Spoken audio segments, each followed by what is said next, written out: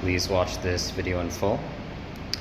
If you watch no other videos by me, please make it this one and all the ones in this scientific proposal series.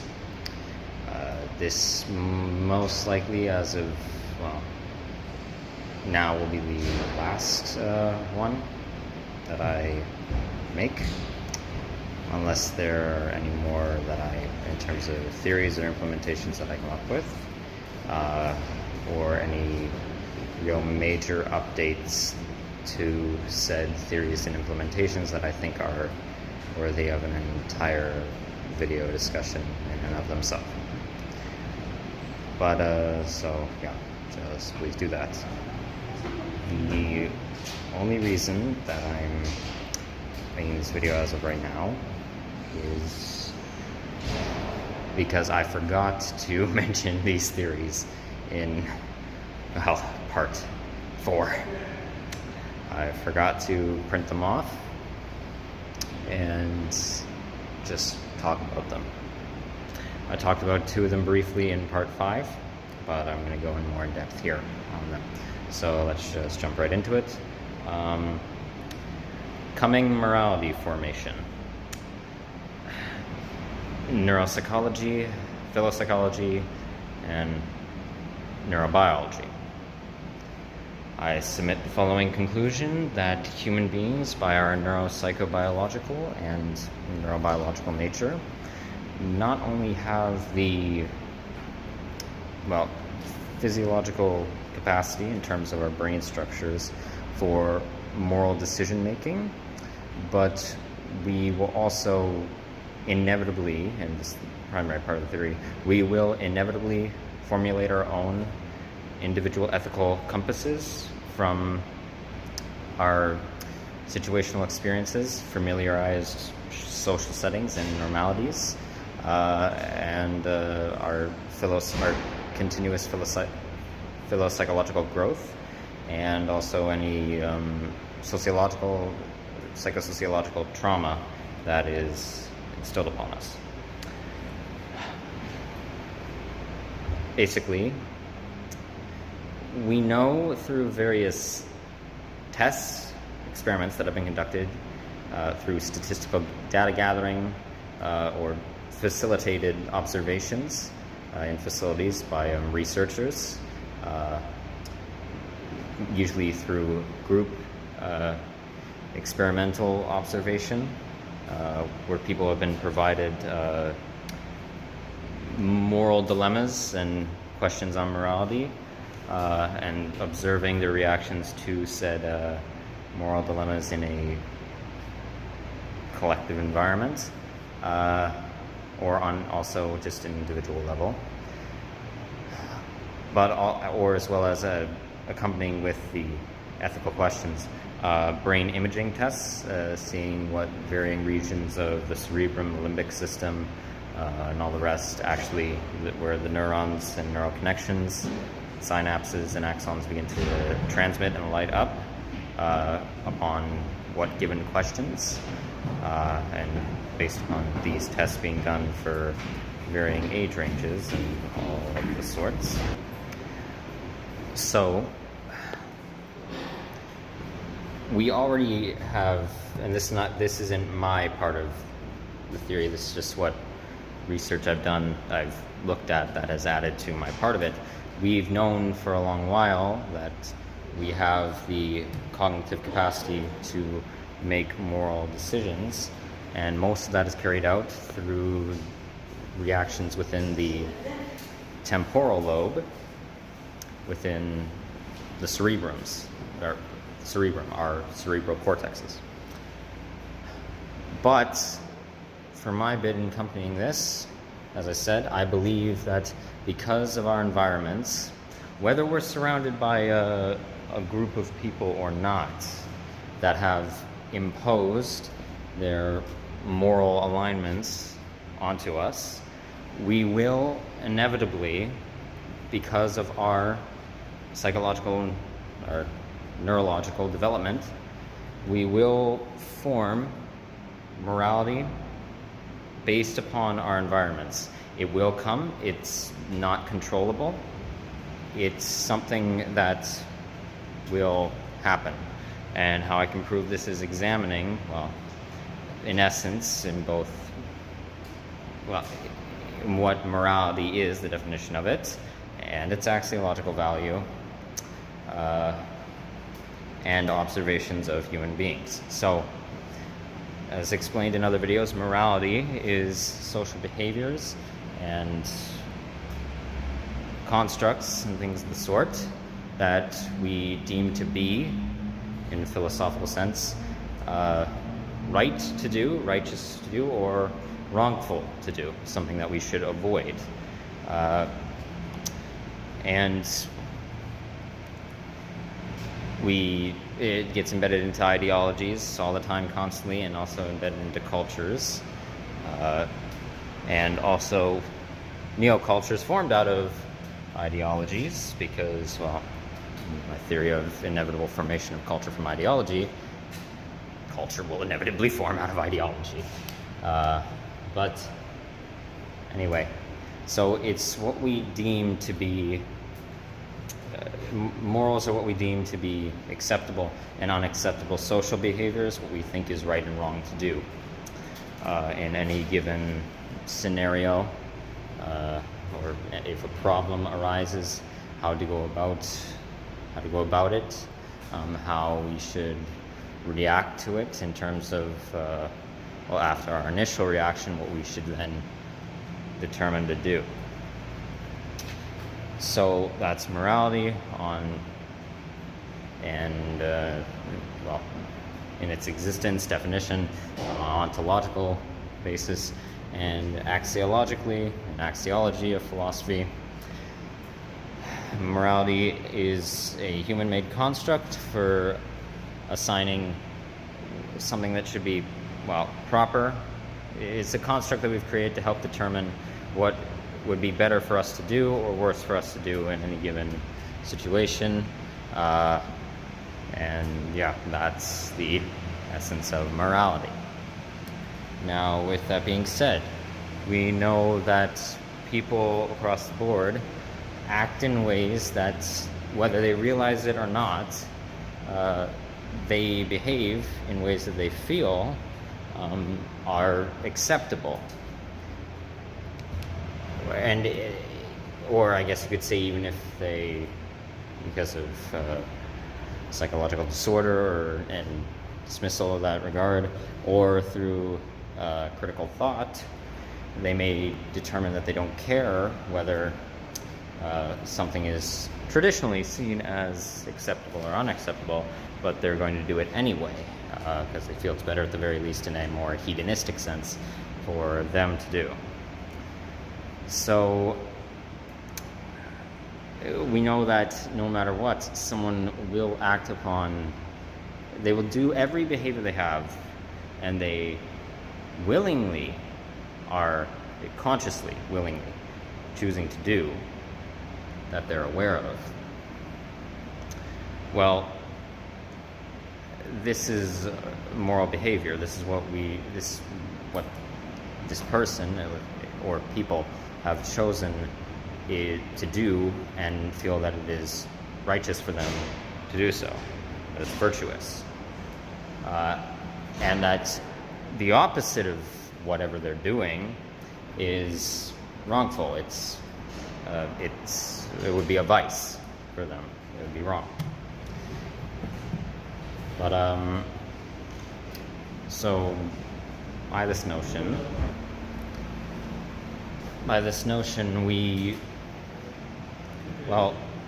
this means that human beings across the board, no matter what, behave morally and come to their own sense of ethics. So, given this knowledge, as this is what our social behaviors are, and our behaviors form out of our philopsychological and just psychological development overall, with other encompassing interpersonal and societal factors, well, this, as far as I'm concerned, means that we will, just by our existence, in an ontological sense, by how we form and how we, what's proper wording for this? How we orient ourselves within any given communal setting as displayed, we will, this leads me to believe that we will inevitably form ethical standpoints, whether we're aware of what the hell morality even is, if people don't know the branch of philosophy, or we will, or even if they do study it, learn about it, analyze it in philosophical analysis, well, then we will, it doesn't matter in what instance, or whether someone knows the terminology or not, and they still do study it without knowing it. It doesn't matter in all these instances. We will form our own sense of what we deem to be right and wrong, what we should do and what we shouldn't do. Or we will also we will come to an understanding of maybe something that we're uncertain of is something that could be proper or not so proper to do in a situation of a understanding of a moral gray area. And in accompaniment with this theory of coming morality formation, this also ties into my theory of the paradox of anti-moralism, where because of, well, quite literally, if nothing else, by this theory alone, no one in all of the human race can possibly be anti-moral. They can't be an anti-moralist.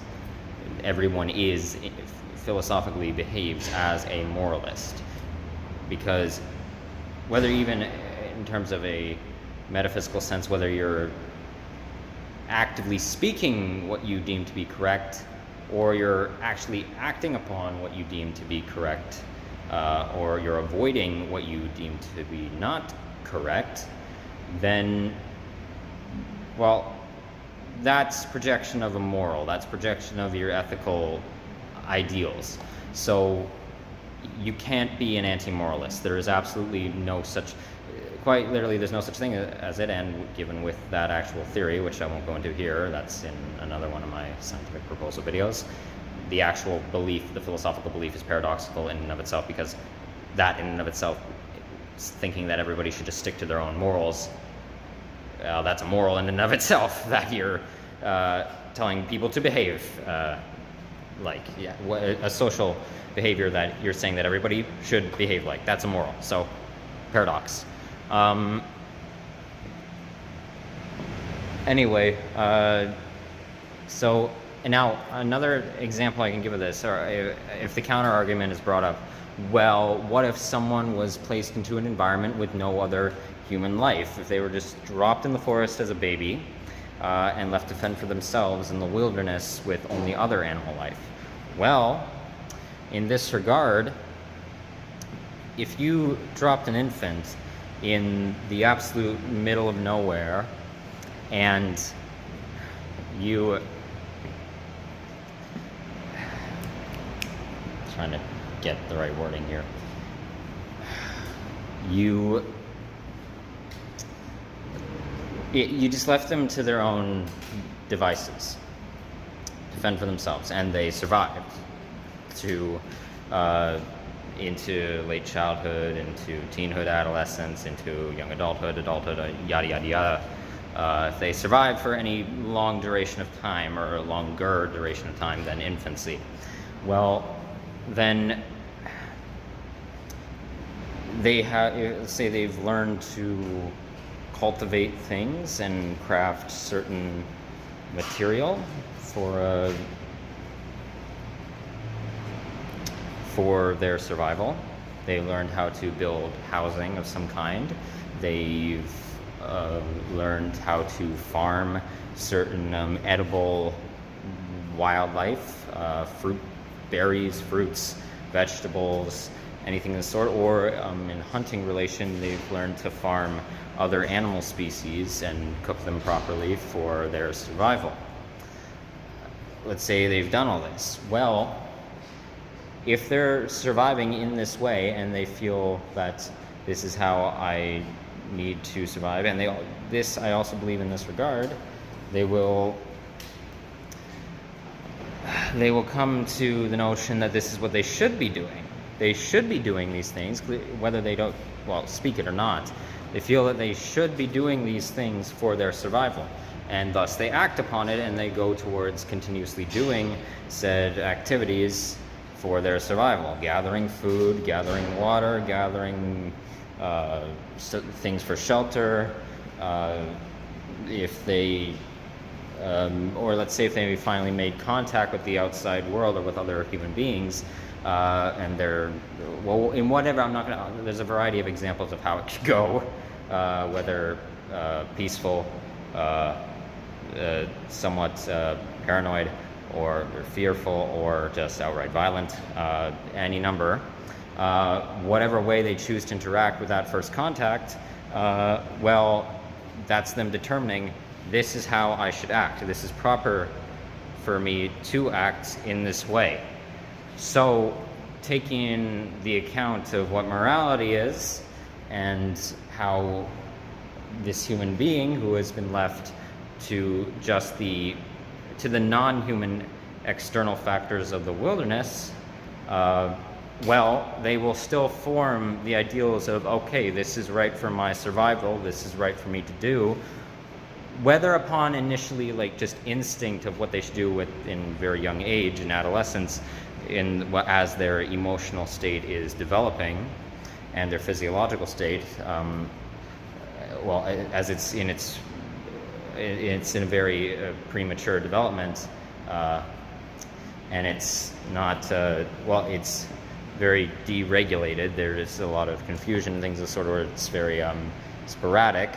Whatever it may be, they still determine, okay, this is, whether it's instinct, then progressing from that instinct to just, if they're just going off of, not critically thinking and just going off of what they've experienced entirely, or they are coming to critical conclusions and they're like, okay, I should do this because it's more beneficial for me to do, and I shouldn't do this thing because it's more detrimental for me to do, because it's going to cause this amount of problems and then that amount of problems, and if I do this other thing, it'll cause this amount of, non-problems, or something to be non-problematic, or anything else. So anyway, based upon all these factors, the influences of the external world will obviously influence their internal processes and lead to these formations of ethical judgment because of reactions within the temporal lobe and also within the prefrontal cortex for thought process and things of the sort. So whether or not we are surrounded by other human life, or just surrounded by the inventions and constructs created by human life, or none at all, and we're left to our complete own devices in a barren world, I guess we'll say. What could be considered barren if we weren't here? One way or another, we will inevitably form morality.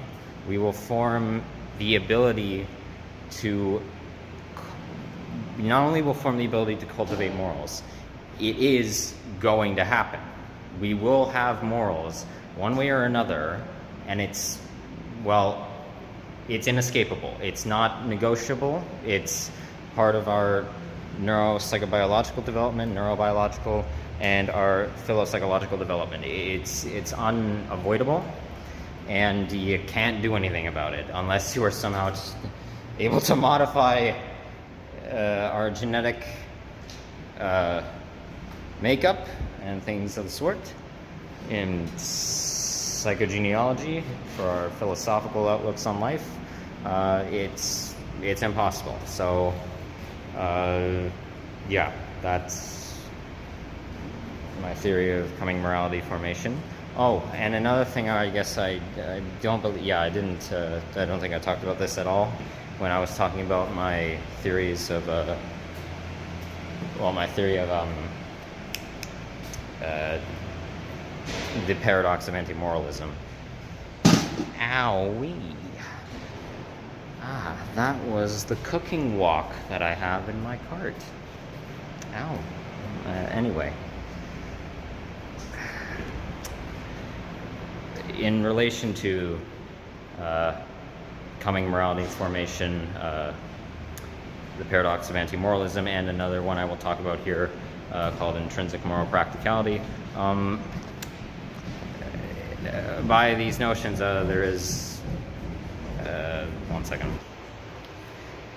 Based upon these theories, there is absolutely no such thing as moral relativism. The philosophy of moral relativism is complete nonsense as far as I'm concerned, and it just doesn't exist.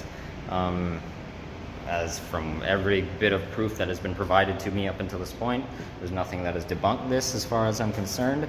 Morality is not, well, it could be, yes, obviously how we form our morality is individual. But in terms of, based upon the philosophy of moral relativism, that what is right and wrong to do is based completely on individual decision, well, that's complete bullcrap. It's complete nonsense. There is provably better things to do ethically that can be proven by scientific examination of how we actually interact. What is better to do? Oh, I just kicked the handle by accident. What is better to do in any given scenario for an individual person or a collective group of people? They're just as a human being, how we by our nature operate, what is better for our survival and for our gained happiness in life and things of the sort. Yeah, moral relativism does not exist, and it's also a complete bullshit philosophy as far as I'm concerned. So now, in that regard, I've been looking at the idea of ethical situationalism, which, let me explain a bit about that philosophy. In regards to my travels, I've been looking into it. It basically posits that humanity is so vast and varying, and there's a variety of possibilities that could happen for people based on psychological damage, physiological damage, societal structuring, environmental, like physical, ecological, and meteorological changes, interactions with other animal species, anything of the sort that could happen, that basically your morality basically depends on what is best for the given scenario, for the given situation, and that is what you base your ethical decisions on. Now, this, well, that kind of, people are probably saying, but Cam, isn't that exactly the same as moral relativism? No, it absolutely is not, because basically moral relativism in its philosophical outlook basically just puts forth the idea that, well, anyone can come up with just morals and deem them to be better for human beings to interact in that way. They can just come up with it on the spot and basically, well, maybe not on the spot, but, well, that's a bit too harsh. I think that was a bit too harsh of me to judge in that regard. They can come up with their own morals, and, well, it's basically completely individual in that regard, and it doesn't have any sort of bearings on someone else's livelihood, which is not true. So that's what moral relativism in essence basically is. Situationalism, basically, from what I've looked into, ethical situationalists and how they actually, what their beliefs are and what the philosophy actually describes, is that you do try as an individual to maintain some form of major moral standpoint. You do actually try as hard as you possibly can to stay consistent with your ideals, to stay consistent with your values, and think, okay, I'm going to try and act upon this if this given scenario occurs. I'm going to try to, and hopefully I'll be able to, but basically when push comes to shove, or if what you have ideologically and philosophically thought was better to do based on given proof, and if that doesn't end up working for the given scenario, you then reassess and say, well, okay, it's time to go with what this situation offers me, and it's time to reassess what I need to do for this given scenario. That's what the ideals of ethical situationalism is. Now, I'm not at the moment, because, well, along these travels, I'm not, and this is my existential crisis and morality crisis, I'm not saying definitively that I fully align with that, those ideals completely yet. But I'm saying I'm examining them, and I'm going to try and act in that way, because basically, well, by this point, with how everything is, I'm kind of forced to act in that philosophical belief. I kind of really have no choice at this point. Everything has been completely skewed for me for so long, and there are so many things that, granted, I would say in some regard I've gotten better at in my moral decision making and acting upon what I feel I believe is correct to do, but it's not concrete by this point. And if even just in that regard, really just looking at it on a philopsychological level, and also just on a sociobiological level, we, to a certain point, we kind of all are situationalists, because the theory also takes heavy influence, obviously, from anarchy and just anarchism in general, as well as amounts from, I believe as well, libertarianism.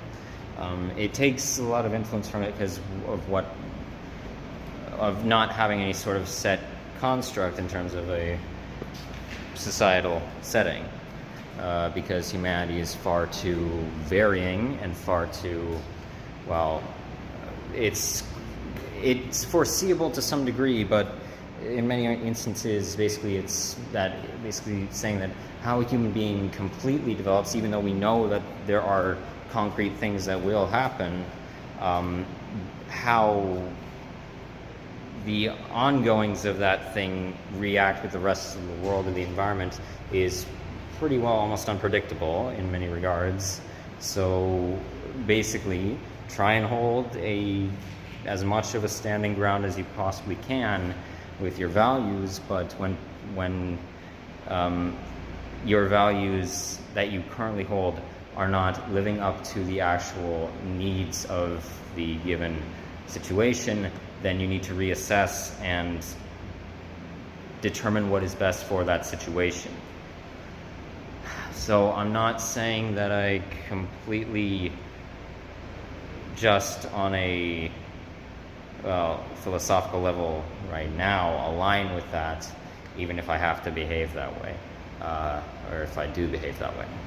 But I'm saying I'm examining it, and that would relate in some regard to my theories here. On the topic again of moral relativism, it's non-existent and it's paradoxical, and it's complete nonsense as far as I'm concerned. Now, for the theory of coming morality formation, I take influence from Noam Chomsky's theory of universal grammar in heavy regards, basically is proposed idea that human beings all have, in terms of neurocognitive development, we have the innate ability to form language, and we all have the same components that will neurologically, in terms of our brain structures, we will cognitively form the ability for structure of language, no matter what that language is, or its implications in culture, or how it just operates in general.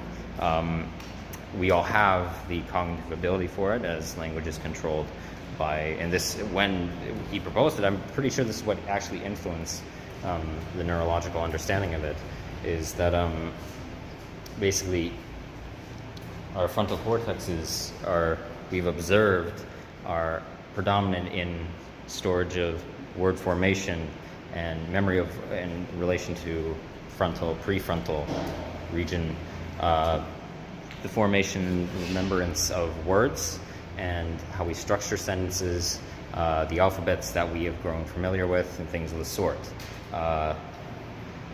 And in articulation abilities, physical articulation, that's, well, in coordination with frontal cortex and, the nerve endings connecting to the pons and the brain stem, and also the parietal lobe for conducting articulation abilities,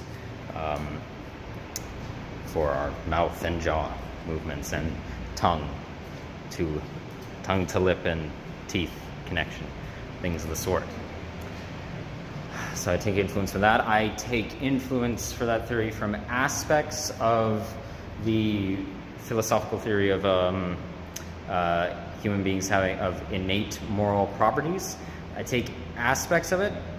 I don't, as of current, I don't believe that human beings technically, I don't believe that we technically are embedded with innate morals that are by our nature have morality, some form of moral understanding. Technically, unless you want to, I guess you could regard, like, if our just natural instinct psychologically, as, like, in relation to my theory of the 5 inherent human desires, interactive loneliness, and biologic thanatophobia. You could say that behaviors that in their essence associated, for me at least, in relation to either my 3 theories there, or psychobiology in general, you could say that we have innate morals, but I'm a bit iffy on that, based on, like, because it is varying, at least in terms of our innate nature, how I think it'll first present when someone is born, and how we choose by our nature to react. Maybe I have to do a bit more research on that, but I take influence from aspects of that idea that we have innate morals, just for the fact of that I do believe that, based on these theories, that we will inevitably form morals. So I don't fully believe that I don't believe that we are born with innate moral obligations to anything. We're not. Is there, in essence, what we deem to be right and wrong moral responsibilities to things? Sure, I believe we craft moral responsibilities, and in our morals is what we deem to be our responsibility towards a certain scenario. Yes, that's absolutely true. But I don't believe that we have, like, an embedded obligation for any sort of moral viewpoint. But we will inevitably form morals, just based on the nature of what I've been discussing, based on our human nature. Okay, so that was the theory of coming morality formation. Let me just get a drink of water and then explain the next one. It is a very hot day in, mid-spring here in Gatineau. All right, that water break turned into a technically dinner break. I decided to eat some grapes, hummus, crackers, pickled artichoke hearts, and some canned peas and carrots. That was it. The last one was absolutely artificially processed, but anyway. So, and a bit of an add-on to coming morality, formation theory, another inspiration for it, the philopsychological examination of cognition and morality. Okay, so the next one I will talk about is the dilemma of representative interpretive art and unintended interpretations.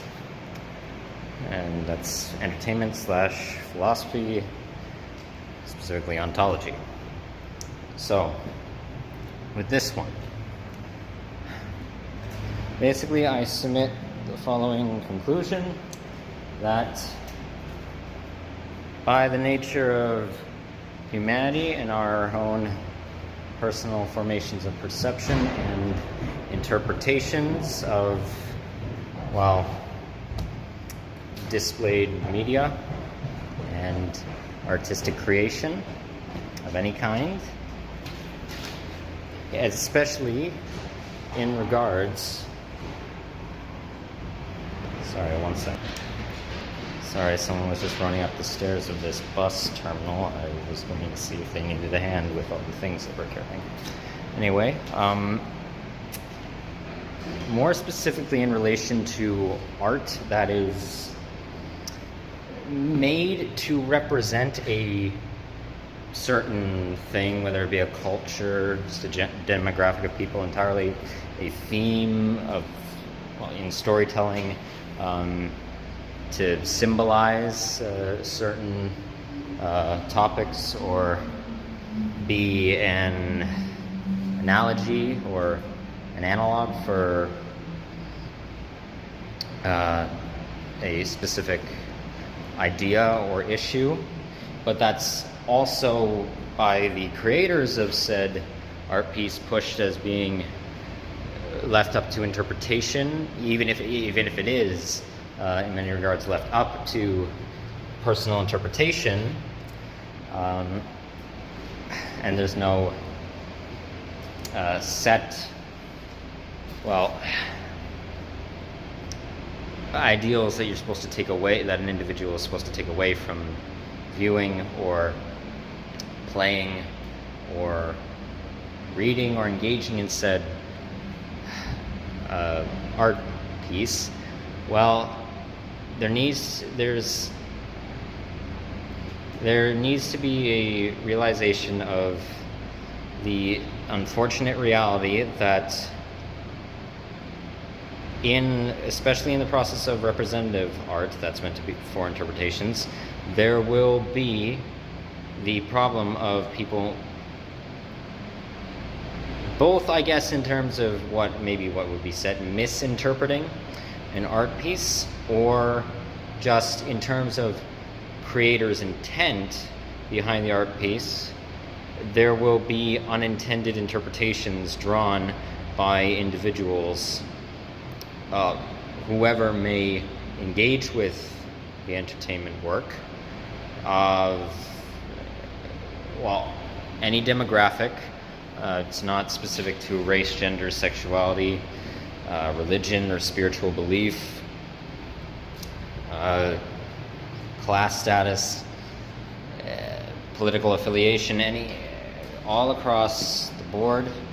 It's not specific. This can happen no matter what the background of the person. There will be, I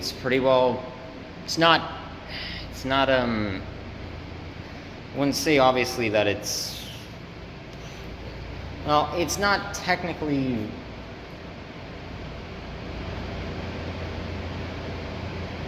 To some degree, it's not definitively like by our nature we will we will interpret things in a way that the initial creators did not want, but it's pretty well inevitable with the vast array of, well, human social interactions and things of the sort, and human psychological formation. It's pretty well a given. I don't think it's not, obviously it's not by nature, but it's pretty well inevitable. In terms of its ontological essence, that is, though, how the nature of, well, representative interpretive art exists, in terms of just its existence within our physical and metaphysical reality. So, what I'm saying is here,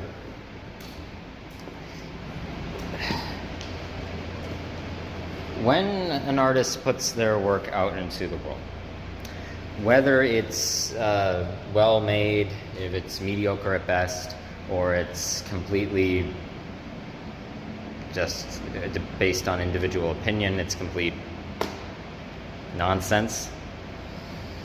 No matter what it is, someone will interpret it in a way from engaging with it, just in a way that whoever created it very much did not intend for. Now, in the relation to, they may say, like, well, I've left it up to interpretation. To elaborate on this theory, I've left it up to interpretation, and I don't care how people interpret it. Well, in this regard, then, by their own morals, they have to not care, because I do think this will happen too if someone commits an atrocity based on seeing that art, or what you would morally consider to be deplorable. It doesn't have to be anything like, say, if we point to violent video games, if, say, a school shooter was inspired by playing a violent video game, or watching a violent film, or reading a comic book that had gratuitous violence in it, things of the sort. If they got some amount of, say, either thematically they got inspiration from its philosophical takes, what's portrayed in the medium, or just in terms of what weaponry was used for the act from the actual story.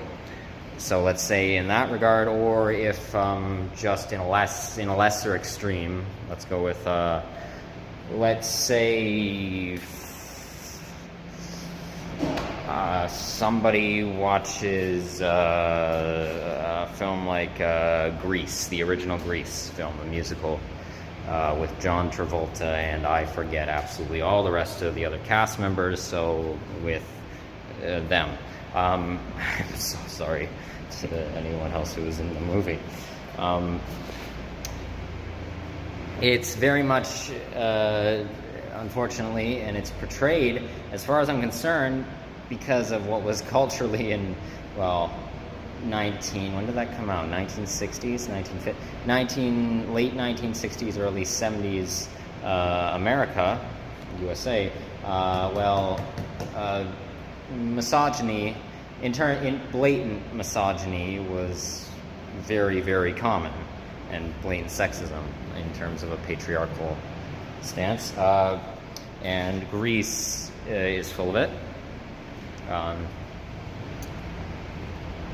My own personal thoughts on the film, as of right now, it's from what I remember of it, it's fine. I've never been enthralled by it, but it's got good enough story structuring in many regards, I think, and good performances and directing overall. But just thematically, unfortunately, and it's, in this regard, it's not that people might defend it and say, oh, well, no, they're trying to portray these characters like this, but they're not, the makers aren't condoning it. No, with how the music score is set up for certain scenes in the film, and like accompanying with like how these sexist things are portrayed and like shot, and presented in the film, yeah, it is just a subtle condonance of it. I don't think it was, well, maybe it was out of in terms of the corporate studios behind it, a malicious intent. But maybe not from the directors and the writers and the things of the sort, maybe. But anyway, or maybe they just were dismissive and didn't care. Anyway, regardless of whatever, let's take a film like Grease. Say someone watches the film, and then let's say, for the sake of this argument, that the makers of the film didn't intend for, regardless of how they're portraying the characters' actions and morals, whether they are trying to portray them as something beneficial or detrimental, let's say someone gets the inspiration of, oh, well, this sexually encroaching and harassing behavior on, say, many of the male characters' parts, this is fine, this is condonable. Let's say they get this idea and they just not blatantly become incredibly sexually harassive or things of the sort, or engage in a lot of rampant misconduct. Let's just say, for the sake of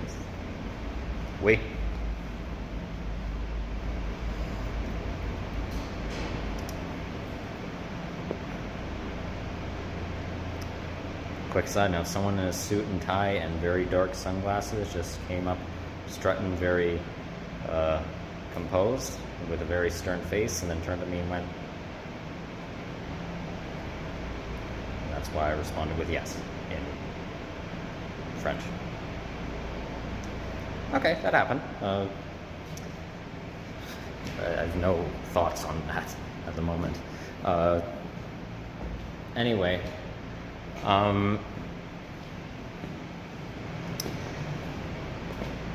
so let's say this person gains those ideals from this film. Well, unfortunately, as far as I'm concerned, with how, in terms of human cognitive process works, how sadly, because of interpersonal and societal trauma and all of its factors, and of both demographics of people that don't try to induce critical thought and just, kind of go with what they see, and just intellectually go with it's displaying to be like this, so I'm going to go with this in a more, I would call it problematically pragmatic sense. And, or as well as, even for those who try to induce critical thought process and intellectually, they come to very, very poor conclusions. And, this is for both. This theory does not discriminate between either of the two. I think it's possible for both demographics of people, because of how our cognition works and just formation of our neuropsychological thought process. We will have varying interpretations. It's, as I've said, it's pretty well given. And even though it wasn't the intent of the artists behind the work to bring on or help influence a detrimental viewpoint, the sad reality is that, especially in regards of an art piece that becomes highly popular amongst the major populace, it's in some form gonna happen, I think. And I don't think, as of right now, there is anything that can control that. I don't think there's anything that can be done about that. whether there's something beneficial out of that, or if there's any way that that can be salvaged in a, well, beneficial means and not very detrimental means. I have no clue. I have no answer to that right now. This is merely me pointing out what I feel is a part of ontology. So in this regard, how often, I would say, maybe this manifests, this within our social environments, how this manifests commonly. Well, usually I would say, probably from my own observations,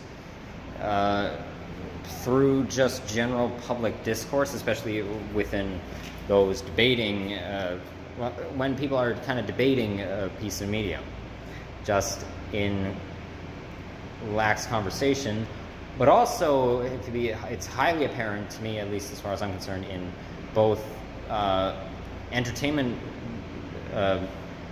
review internet subcultures that review pieces of medium, and also in political commentary subcultures on the internet that are, and in just general public, that are affiliated to analysis and just complete dissection of an art piece, a piece of medium. And this can be very much found in the video essay community of, well, the internet and YouTube, obviously. So that's how I would say it most often manifests. And why I'm titling this theory a dilemma is because, well, there's this notion that a lot of people, which I disagree with, there's this notion that there's two things. There's a notion that artists should know better, even if even if they have done their research and have tried their hardest to understand whatever it is they're depicting. There's this notion from one side well, actually, I would say it's from the same, mainly in left-wing discourse. There's this notion that, a bit of centrist as well, but there's this notion that artists should not be held responsible for problematic interpretations of a viewer who, for morals that they don't condone and weren't trying to condone with the art piece, which I agree with, obviously, to an extent. What I want to explain is obviously, this is not an excuse for people to just go willy-nilly with their depictions of, especially in regards to a culture or a certain group of people. This isn't an excuse for just yeah, I'm going to depict them in whatever way I want, or in whatever way a certain historical event happened. I'm just going to go whoosh, whoosh, whoosh, whoosh, whatever I want to do and completely fictionalize it. No, that's not what I'm condoning here. That's not at all what I'm condoning. Oh, and I also should have put it as a note, disclaimer for this theory. This hypothesis is not at all an excuse for degrading artists and just completely, dehumanizing artists, and also thinking that art is not valuable to human life. It is, as far as I'm concerned.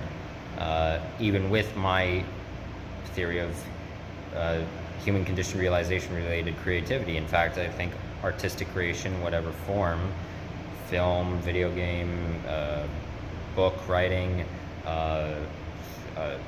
painting, show filmography, online video content, sexual entertainment, photography, all the rest, whatever else, whatever medium it is, or music.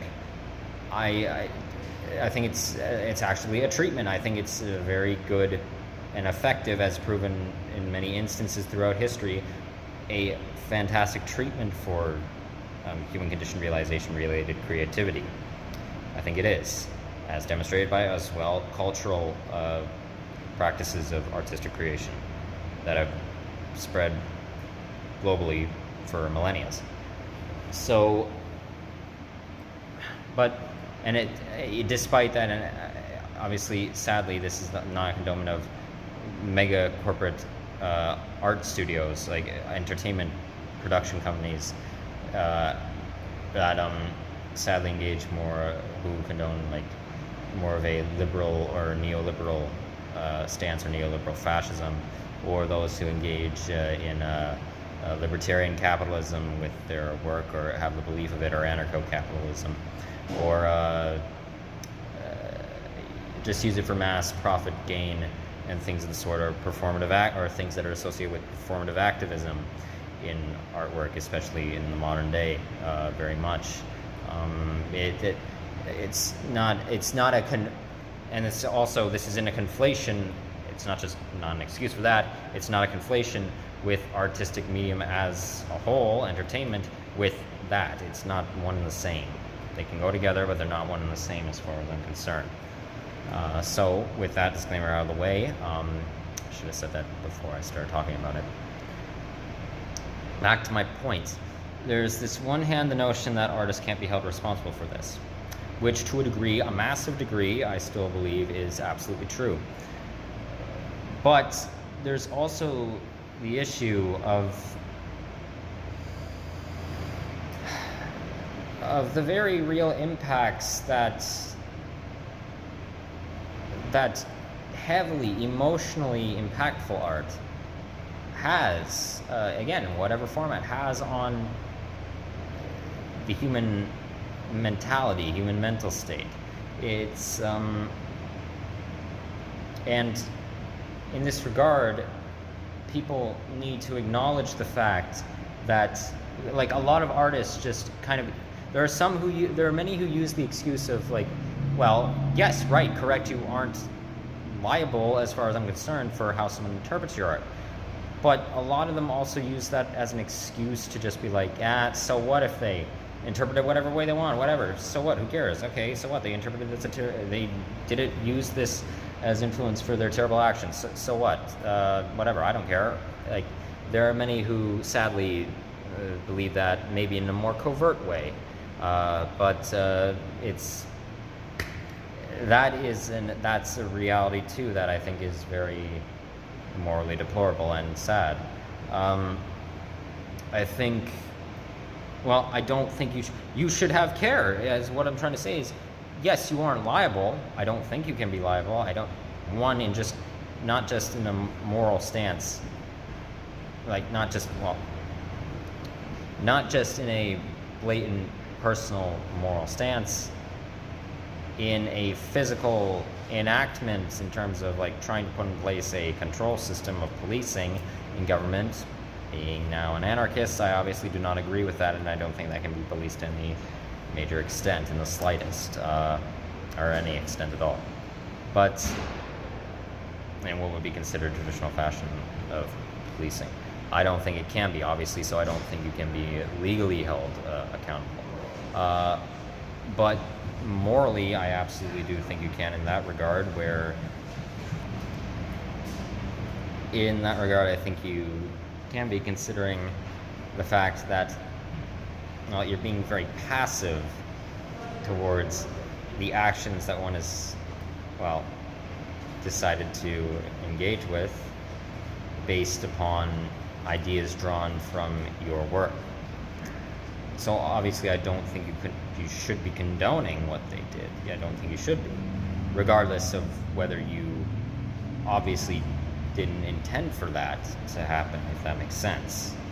So obviously you shouldn't just be, because being, as far as I'm concerned, dismissive and passive towards it is not condoning it. It's not you distancing yourself from it in terms of a metaphysical, social sense.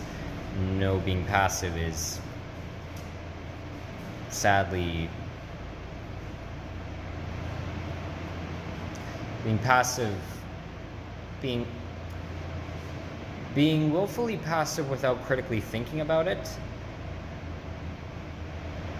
and you know what the damage it could do, is condonement of it. And I want to be I'm trying to be careful with my words there, because I don't agree with just following in a herd mentality and just being like condoning it without thinking about it. And I'm for something terrible happening, yes, sadly. I'm for you not acting upon doing something just for the sake of being in a herd mentality and everyone is telling you that it's right to do. I'm for you critically thinking about it, and if you can't come to a conclusion, you just letting whatever is going to happen, and just, well, if something detrimental or positive comes out of it, so be it, and just don't do anything if you don't have an idea of what you should be doing without having thought about it. I don't condone that in the slightest. So I'm trying to not confuse people with my words here, and I don't want anyone taking my words out of context. So obviously, if you've critically thought about it and you're like, yeah, I don't care, well, that's still, well, it's condonement of it. So I think that's an issue that needs to be addressed. But so just across the board, people need to realize, especially with this theory, that your art has an impact no matter how small or major that impact is. And the sad reality is, even if you don't intend for something to be interpreted in a certain way, even if it's in regards especially to representing a group of people or a theme in philosophical context, a way of life in some regard, people need to realize the sad reality that people will not just misinterpret, but have interpretations that were unintended by the original artist, whether it be to a majorly problematic extent or a minorly problematic one. And in relation to this theory, the only, as in my beliefs now, my beliefs have changed on this, the only answer I have to this dilemma is, don't give your art, no matter what it is, don't assign a message to it thematically. Now, can you, as far as I'm concerned, because with me having wanted to be an aspiring video game writer with the games that I've written, that I filmed and talked about in my videos back in Ottawa, back in December of last year, me just reading them. I said I was going to do video explaining my thought process behind them. And it was initially in some regard going to include what I would have liked people to understand from them, or what message, I guess, thematically I was trying to get across to some degree. I have changed my outlook on that now. I believe that you can draw your own personal interpretations of your own art.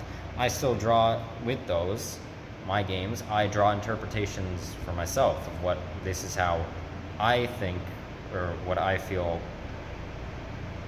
well, this is what I personally was trying to represent here, but I'm not assigning a message for someone to take that away from the artwork. What I'm trying to say here is, I think the only way to, in some form, well, let me reword that.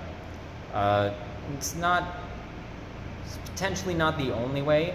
I can't think of another way right now. Someone else probably can.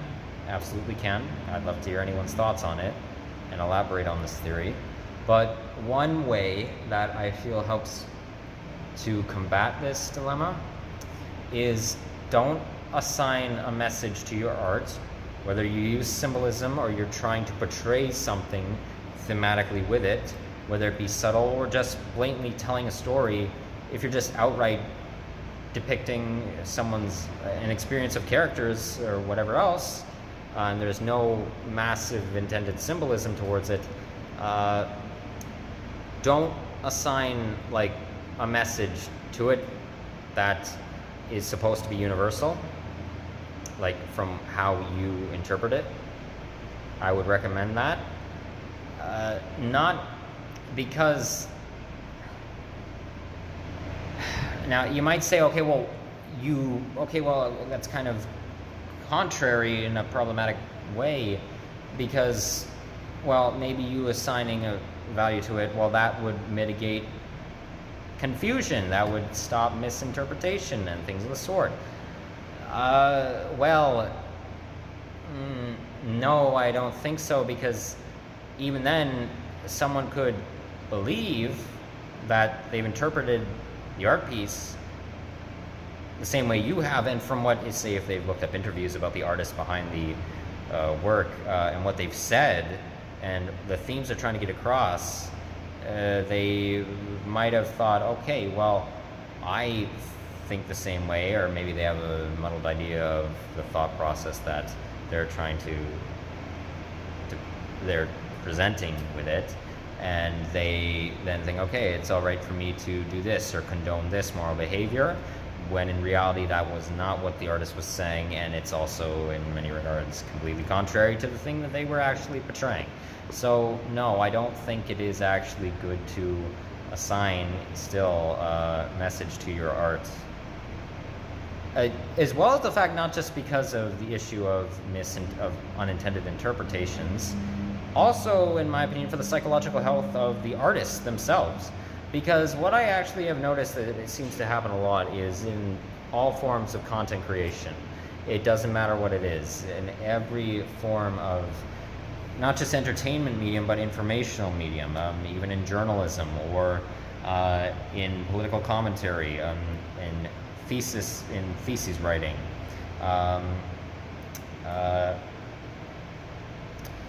Just discourse, social discourse in general. I seem to notice that a lot of the time, a lot of people, and even I guess in some regard this included myself, especially with this, well, the morality crisis I'm facing, a lot of times with our artworks,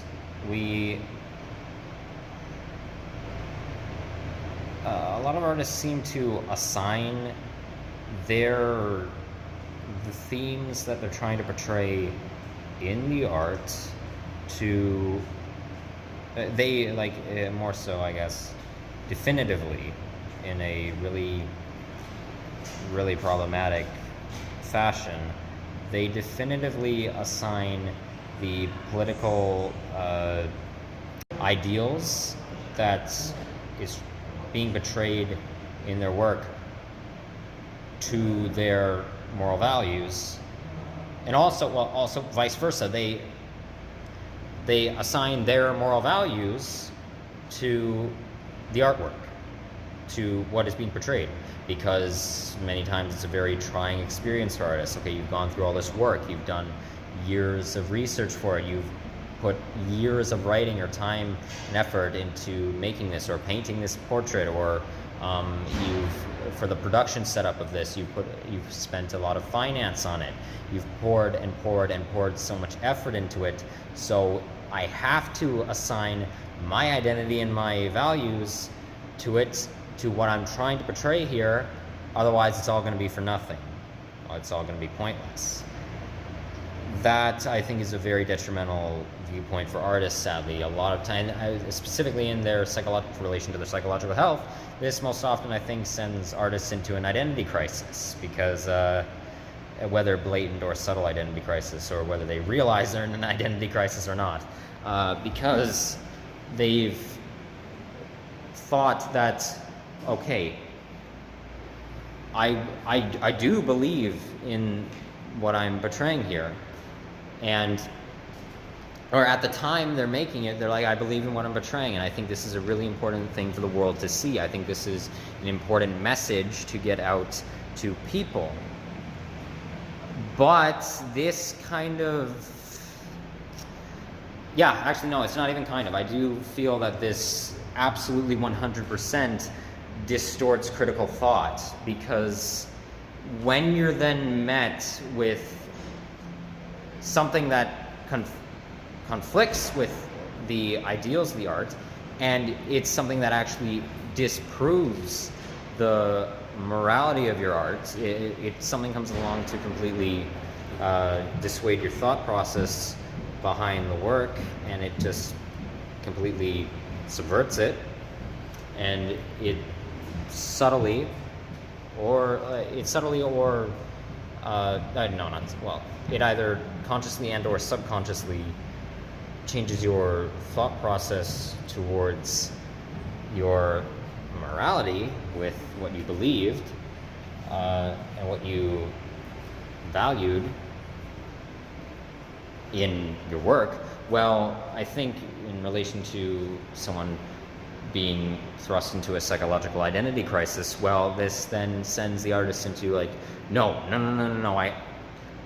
this is wrong. Whatever this person told me, it's completely wrong, because I spent so much time on my art. I spent so much time on making this project.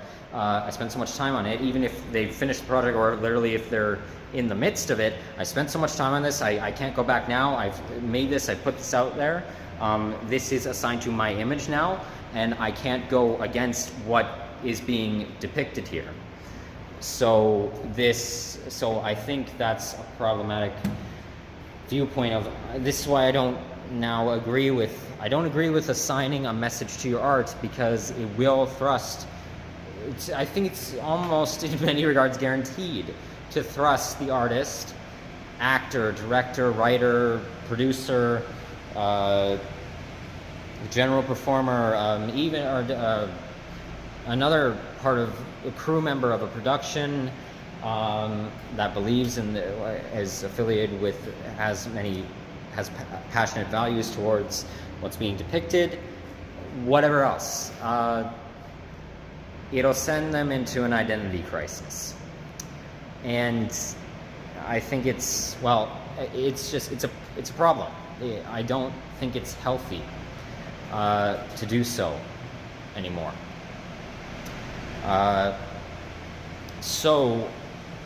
And again, I believe that you can have your interpretations of your art. Say, okay, I feel that this is what this depicts. What my thought process behind making this piece, well, it was symbolizing this, or it showed this, or I'm just trying to tell this. And right now I morally believe in what is being depicted here. But don't say like, that's what I want everyone else to interpret from this artwork, because that's pretty well gonna, well, one way or another, it's unavoidable that this is assigned to your image. This is where and if anyone has a problem, obviously, there's those who don't believe in what I would call fundamental redemptionality in terms of human beings. It's a problem, and that relates to my theory of the unempathic, unsympathetic cycle of conflict. This idea, a lot of times, especially in art, I think people assign their identity to it because with what is being depicted message-wise, once you may end up when you don't agree with what is depicted in the artwork anymore, well, then people start berating you and calling you a fraud, or calling you a hypocrite, or calling you in this regard, it's unjustifiable as far as I'm concerned. Unjustifiable beratement. They start having disdain towards you, and I think this is seen a lot, especially in major media sources, the mass media, and it across all platforms. And this, it makes artists, up-and-coming artists, or just independent artists, indie artists, it makes artists of all kinds either conscious, it makes them subconsciously, and it makes them subconsciously fearful, and it can also make them consciously and or subconsciously fearful. Quick side note, I didn't really talk about this in my other scientific proposal videos. Because I want to address this quick because somebody, I've seen a few people who obviously don't understand psychology to a large extent make this argument. You can't have the conscious mind without the subconscious mind, otherwise known as the unconscious. You can't have it. It doesn't exist. That's not how psychology works. That's not how specifically psychobiology works. The unconscious is the header, the control, the behind-the-scenes control of the conscious mind, of what you are readily aware of in consciousness. Subconscious is subtle things that you are not, is either broken up, suppressed, or fragmented memories that have long been, distorted or have been integrated into a subtle format of your cognitive thought process that aren't readily available. They're not acute to your consciousness. So, yeah, you can't have, why I say and when I say conscious and or subconscious, because nothing can be just, it can't work vice versa of subconscious and or conscious. It could just be subconscious and conscious, or it could just be subconscious. You can't have the conscious without the subconscious. So there's that.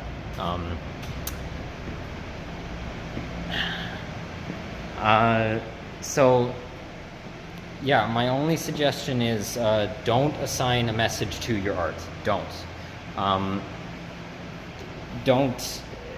assign a universal, definitive meaning behind what you make in entertainment. I think that's the only real way to really, again, I shouldn't be saying only. I don't know. As far as I'm concerned, this is one way to mitigate the dilemma of representative interpretive art and unintended interpretations. So it's one way to mitigate it. But just as the theory as a whole, people really need to accept that, sadly, with how intellectual cognition works, problematic interpretations that weren't intended by the artist are pretty well bound to happen, whether to a major or minor extent. They're sadly bound to happen. And for God's sakes, something I should have mentioned with unempathic, unsympathetic cycle of conflict, a theory of mine, what I would like people to take away from that is, for fuck's sake, have forgiveness and have empathy and sympathy. For everyone. I'm not distinct to any group of people. I don't care whether it's someone who's as innocent and as far as we know, as innocent and as joyful and as beneficial as someone like, I'm going to go with quickly, Bob Ross, painter Bob Ross. He's a painter that I've admired greatly, not just from his work, from researching his life. As someone like Bob Ross, to someone as, from my moral stance, horrendous and detrimental and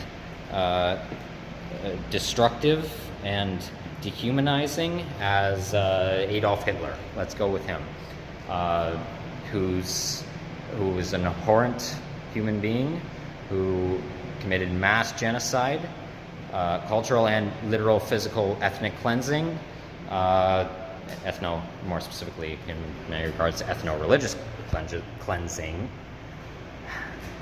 Someone as horrible as him. I don't care. It's not, as far as I'm concerned, I'm very tired of this this one-way redemption mindset that people have. Because I know for a fact that people really like to only say this stuff, like they say, that person deserves to die, or fuck that person, I hope they get chainsawed through the rectum and I hope they get their nose ripped off in a some sort of by some sort of machinery, whatever it is. Just in all that regard, just in any regard, it's idiotic. I'm tired of this idea that, especially because on that, what I was trying to say, a lot of people have this idea that, I know this is kind of detracting from the point, I don't want it entirely to, so I'm going to make this quick. A lot of people have this idea that they haven't done something that in essence, in terms of like if you examine the actual issue of what you've done, physically or metaphysically, there's this notion that, oh, I'm not as terrible a person as they are, or oh no, like this was a minor issue, this wasn't that much of a problem. We have all, as far as I'm concerned, done something that once you get to the nitty gritty of it, can be seen as very morally horrendous, very destructive, very problematic. We all have, or at the very least, most people have, and most often, to some degree, it's going to happen. To some degree, not to a major extent, but to some degree, something that can be considered morally abhorrent. We all have, and I feel a lot of people in terms of histrionic traits, personality-wise, really only say these sorts of things like people deserve like no life, to be killed or whatever else. They really only say it just to deflect anyone like looking at them and thinking they're someone who deserves to die, or they're someone who's very morally abhorrent. They only do it to detract like from what they've done, or they want to just distance themselves from it because they think, well, I'm a good person, right? I'm fine. I'm not like this at all. They try and like, it's just to say it out loud to just convince themselves that they are. When in reality, you could really look at this, and also specifically the fact, because obviously these people who have committed these atrocities are psychologically traumatized and damaged. They have psychological disorders. There's no refuting that, as far as I can tell right now, as far as I'm concerned right now. If someone prevents me with a refutable point to that, go right ahead, and I would encourage you to refute me on that. But as of right now, no one's, as far as I've seen, no one's been able to debunk me on that. I haven't been given anything that debunks that point, so on the basis of the entire psychological field. So yeah, it's untrue, and it's an ignorant thing. Back to the point, that is the reality of artistic creation as far as I'm concerned, and I just feel it needs to be acknowledged and actually examined and looked at, and people need to reflect on it, and they have to actually determine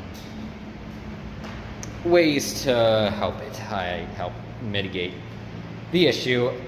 So yeah, that's my theory of the dilemma of representative interpretive art and unintended interpretations. Okay, so now the next one. All right, as you can tell, it's far later in the day. I decided to stop and get another drink break this time. Pear nectar.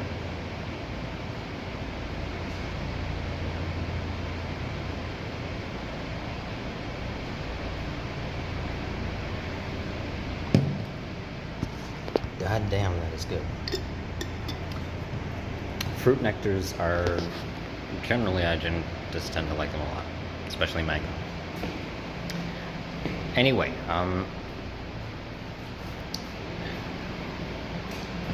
so next theory. Now there's going to be a disclaimer again for this one. So Suffering-Reaffirmation / Depressive-Comfortization. Psychology. Note, this proposed hypothesis is not in any way an accusation to victims of provably horrendous atrocities that are abhorrent, for them falsifying their claims of abuse or the trauma that they've endured. As far as I'm concerned with this psychological phenomenon is in accompaniment, it's in conjunction with said traumatization of abhorrent acts committed upon a person. So it's not an excuse for that, nor is it an excuse for dismissal or invalidation of someone discussing these specific events that have happened to them. So I submit the following conclusion, that a large portion of human population who in many instances in regards to, or most typically in regards to those who have gained the mental disorders of major depression and persistent depression, which has culminated in a major depressive episode, which then led them into the process of suicidality/suicidal ideation, will, after said event has occurred, will at some point have engaged in, consciously and or subconsciously, an attempt to perpetuate, to basically perpetuate the stressors, the stressful experience that happened, and specifically very much hone in on the painfulness of their incredibly tumultuous and trying experience.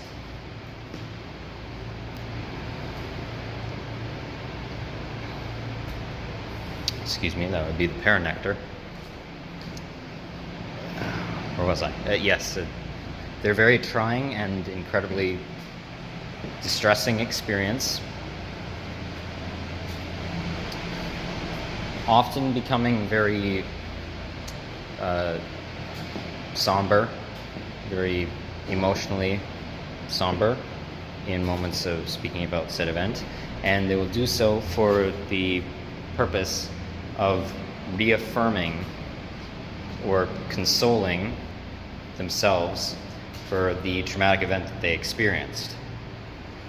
So basically, and again, this can happen, as far as I'm concerned, this happens predominantly with instances of suicidality, but it can happen across the board for a multitude of other traumatic experiences as well. So,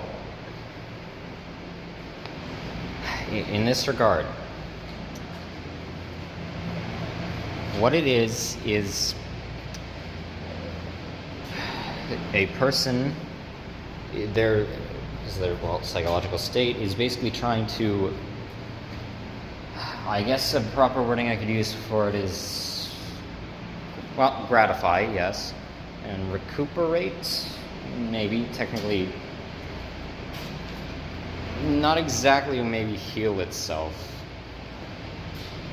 Well, God, that paranectar.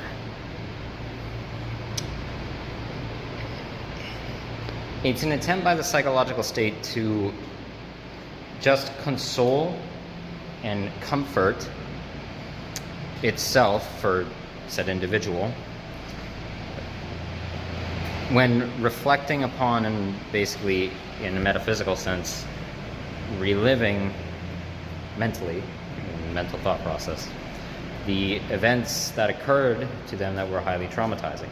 And this usually, as far as I'm concerned, often manifests in terms of social interactions during extremely highly emotional interactions with them and between them and another person, often with said individual becoming very emotionally vulnerable or being incredibly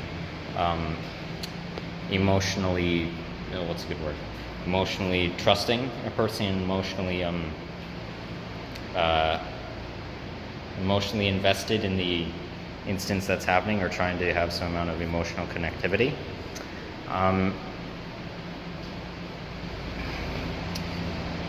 Usually between people they have known for a considerable amount of time and have gotten to know quite incredibly well within their interpersonal life. or with someone who they've gotten to know relatively well within maybe a shorter period of time, who isn't exactly integrated entirely into their interpersonal life, maybe, well, I guess maybe more of part of their interpersonal life. Maybe it could be a stranger, yes, it could be a complete stranger that they've gotten to know well in a quick few minute chat, and they choose to actually open up to them, or on the edge of being interpersonal, I guess lesser close acquaintances or things of the sort. So that's how when it usually manifests, I'd say. But so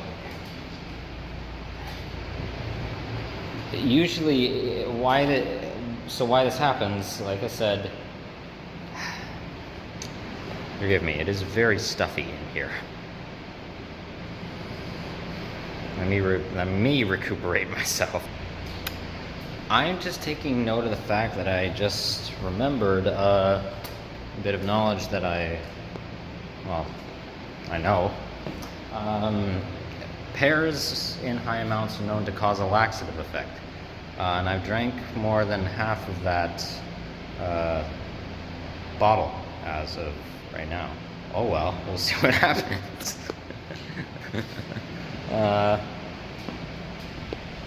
Anyway,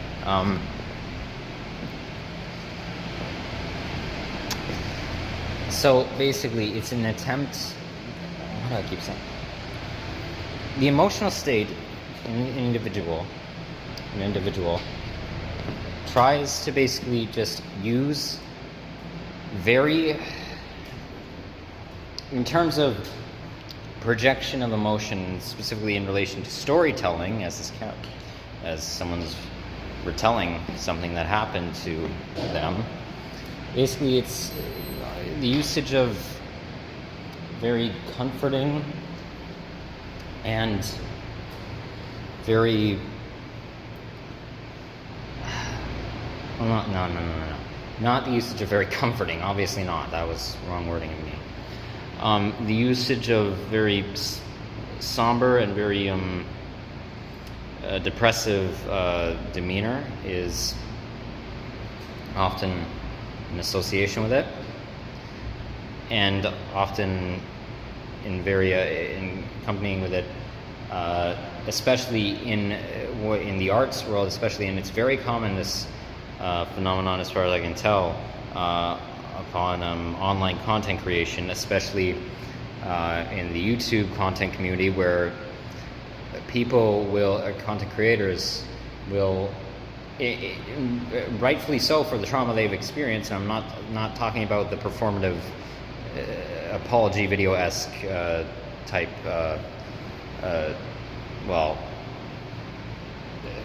behavior. I'm not talking about that at all. I'm talking about genuine experiences someone has gone through. It's common amongst in the video format that people use to really edit, and it can be, yes, this phenomenon can cause it to come off as some form of manipulative and some form of manipulation, sadly, but often it's used, it presents in ways of, like, in terms of storytelling and how it's presented, very, I guess I'll use the word dramatic, and I don't again mean that to invalidate, but I can't think of another word right now, I'm sorry to say. A dramatic setting of the mood and the tone of the actual story of the event, to not, and not to garner justified, not to, still morally, not to garner sympathy. Well, maybe it affects subconsciously, maybe to some degree. Maybe that could have an effect subconsciously of a want of sympathy from others. It could be in relation to interactive loneliness. But anyway, as far as in terms of what I've found with most of this theory, it's not to consciously garner sympathy. It's for an individual to basically allow themselves have something that basically reaffirms in terms of in relation to their 5 inherent human desires: meaning, control, understanding, uniqueness, familiarity. It's done to basically give their suffering some essence of higher meaning. Whether it does or doesn't have a higher meaning in a ontological sense or an axiological sense, it's done to basically for them to have the situation, have the traumatic instance have a greater purpose behind it, I want to say, is the best way I can word it right now.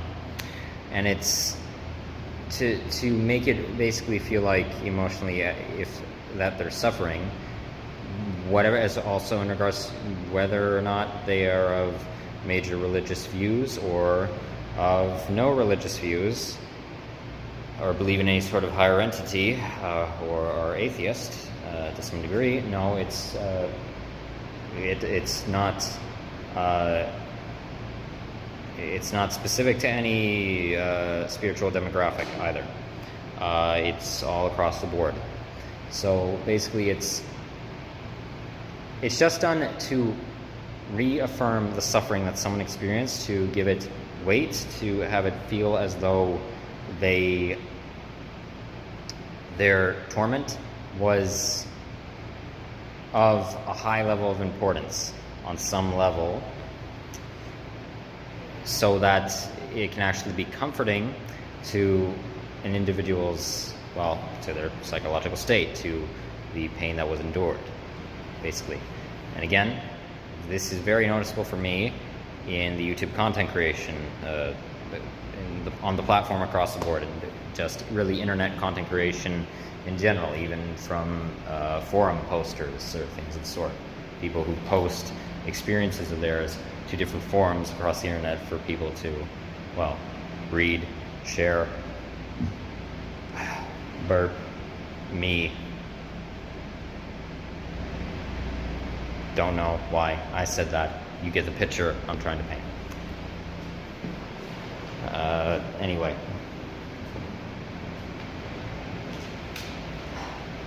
So.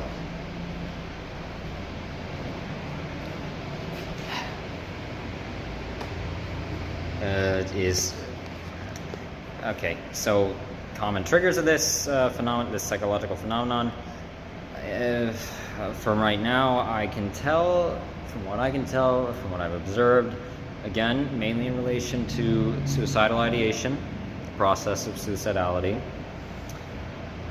and in combination with a depressive disorder. So,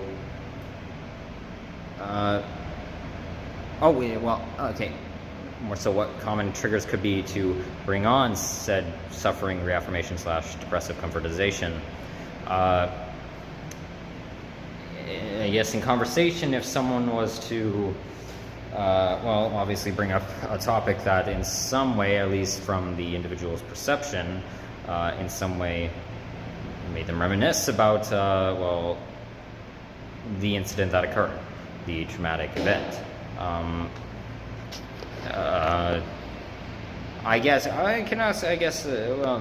not as much to an extent. I haven't. This could also, again, like I said, other disorders, in terms of the mental disorder of post-traumatic stress disorder. Yes, I believe that there would be, though not as high as depression, I think it would be fair to say that many environmental, not even in just conversation, environmental triggers, from things that are seen, visual triggers, things of the sort, or social behaviors that are generally, that remind the individual in some way of something that happened to them that was traumatic, that induced the PTSD, then it would be fair to say that this would come on as well in many instances. If they were then telling, because if they said to someone, hey, please don't do that, or if they had a slight episodic reaction to some form of external stimuli, then someone asks what's wrong, and they retold it, what happened, then fair to say yes, obviously this is something that occurs often too, in conjunction with it. So for this theory, I draw upon basically, mainly just my own social observations, obviously. I can't think of whose site right now. A multitude of sources that most of everyone else I've cited in the previous scientific proposal videos. Anyone who I did cite out loud that I could remember, or that I had written down when I had the pamphlet printed off in front of me. Okay, so that's the theory of suffering-reaffirmation / depressive-comfortization in psychology.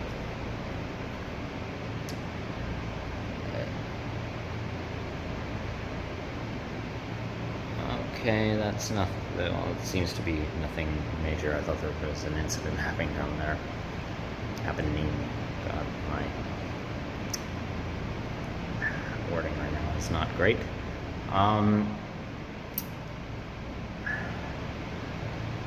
Okay. And then moving on to which one should I do next? Let me actually. All right, I'll go with this one. I'll speed this up, I guess, a bit. The Paradox of Pessimism. Philosophy. Ontology. So, this one, note, this proposed hypothesis is in no way an excuse for degradation or a generalization of people who self-proclaim themselves to be pessimists. And I don't want to generalize with this entire theory based solely on philosophical identity. So, with that out of the way, I submit the following conclusion that the philosophy of pessimism is not only by its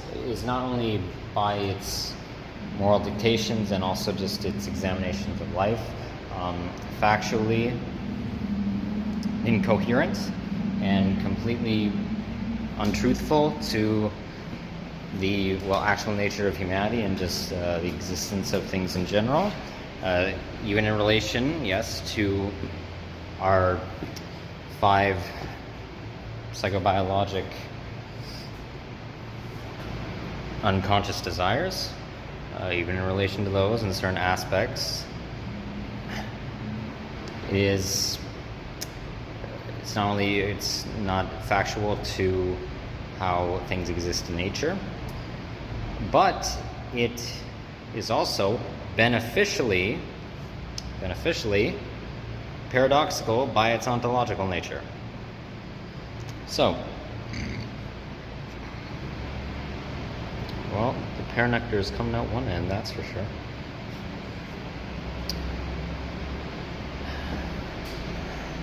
Anyway, okay, so just to elaborate on this, explain. This paradox is not something that I see as detrimental. It's actually beneficial. So let me just go over the philosophy of pessimism. Pessimism is the belief, mainly outlined by German philosopher Arthur Schopenhauer, that majority of life in its existence, especially human life, is very degrading and very stressful, and it's very problematic and stagnate. It mainly, most things on average in their existence do not see much change, whether beneficial or detrimental. See no real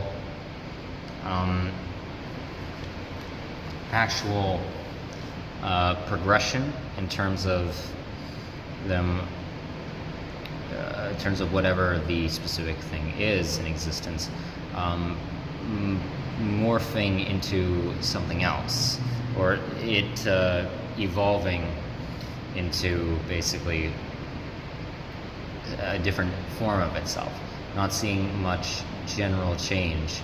Sure, it may evolve, but it might just take on a different form of what it initially was, or this is how the philosophy presents it, as far as I'm concerned, from what I see.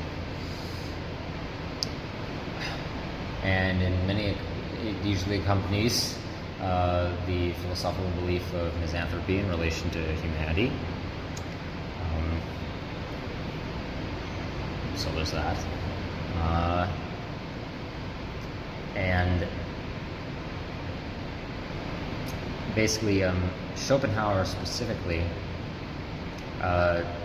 outlined in his own philosophical examinations and analysis, basically, Arthur had this belief that the world that we live in and inhabit is basically as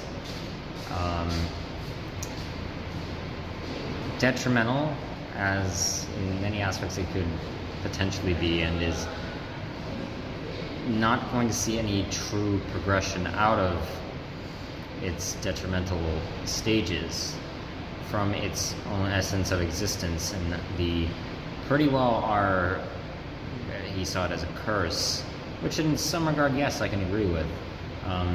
Basically us being gifted with self-awareness and cognitive thought process to realize the fragility of our nature, which I agree with.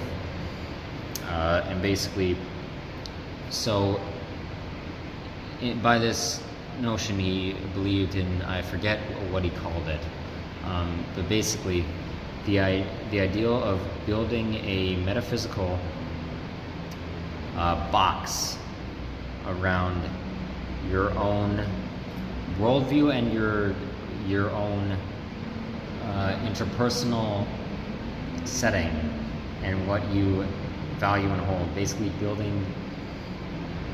building a box around it to prevent, for what is enjoyable, I guess, to you, to prevent any external forces from severely damaging it and destroying it, basically, for what you value. So let me just go to the notion for this theory of the idea, the main idea, like the main principle of pessimism. Basically the notion that things don't change, that things really don't, on a grand scale, see any progression, and that stagnation ultimately prevails. Well,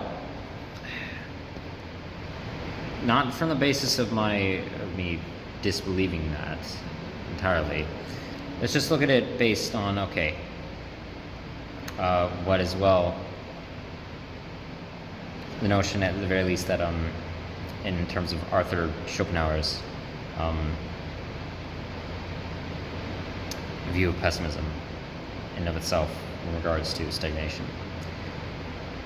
So, if things ultimately remain stagnate, and if it can be agreed upon the fact, which I do think in all essence it is agreed upon, especially in essence by Schopenhauer himself, that if things don't change, that on a grand scale, and it's agreed upon that the general consensus of philosophical thought that there is a sense of obtainable worth and fulfillment in actions in this mortal life. So by that, there is something that it can be obtainable, that can be enjoyable for existence, especially in, well, what Schopenhauer, I hope I'm saying his last name right now. Schopenhauer says, in terms of his ideal of building the metaphysical, or metaphorical, no, not metaphorical, it's not an allegory for something, metaphysical confinement space. Well, by this notion, there is a separation between things being beneficial and detrimental overall. So, in this regard, there is some amount of worth to things, especially in the realms of things being for beneficiary,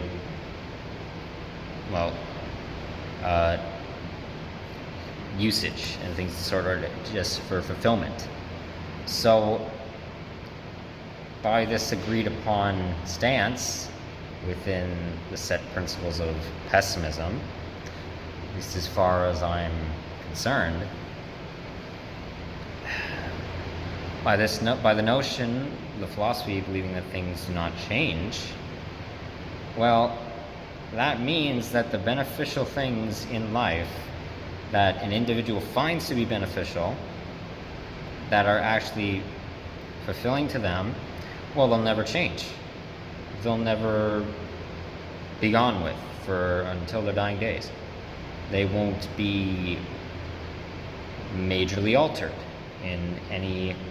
This paradox as well, because if Arthur believed in, again, invisible box around your set value system, and also what you hold as being fulfilling and valuable, well, and basically inboxing your own interpersonal world from any external damage, well, then that's paradoxical, because if things aren't going to ultimately see much alteration, then the external world isn't going to have much alteration on your interpersonal life.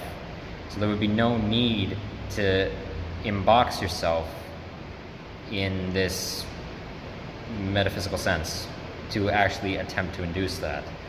There'd be no real point in it. And if we're going by the stagnation, the beneficial aspects of your life and anyone else's life, or whatever they may view as being beneficial cognitively, well, then they're not going to see much progression anyway out of whatever they already are. So they're not going to change. So what's beneficial, even if it's one single solitary thing that brings you mass happiness psychologically and mass fulfillment, well, it's not going to change. So, and even I guess in that regard, well, you can make the argument of, well, the detrimental things outweigh the beneficial things, if you're going to if you have that set mentality in that philo-psychological thought process.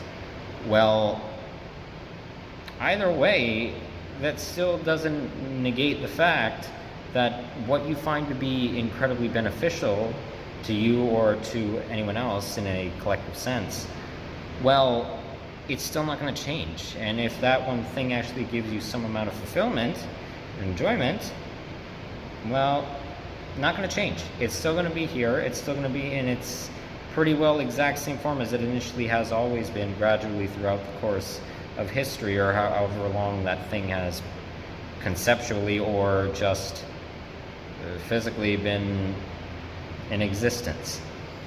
So that's not going to change. So, and this is going off of Schopenhauer's own beliefs of pessimism. So, there you go.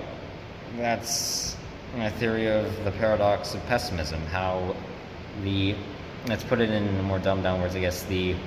If you believe that things stay stagnate and they don't change as much, and like the bad things in life, or what you consider to be bad things, will not change, well, then the good things won't change either, even if it's one single solitary thing.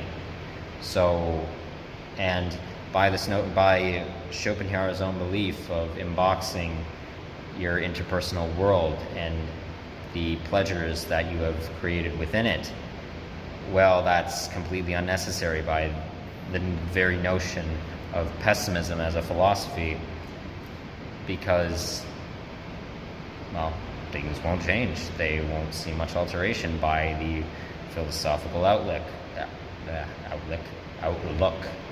So it's pointless. There's no need for you to create this metaphysical box. Both, I think Schopenhauer also outlined, like, both in terms of what you find physically to be enjoyable and what, like, psychologically to be enjoyable, what in terms of cognitive sense and cognitive stimulation and things of the sort.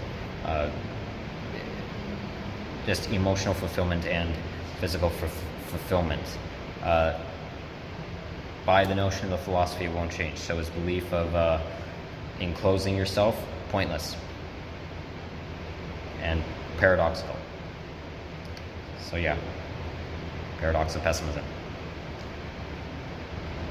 Okay, and now on to the last theory, and then I think I'm going to talk about some other things, if I can, relatively quickly. Yeah, actually, hold on a second. So I decided to film this bit outside, just to get some air. So, the last theory I have, as of right now, is Intrinsic Moral Practicality. Philosophy, ontology / ethics.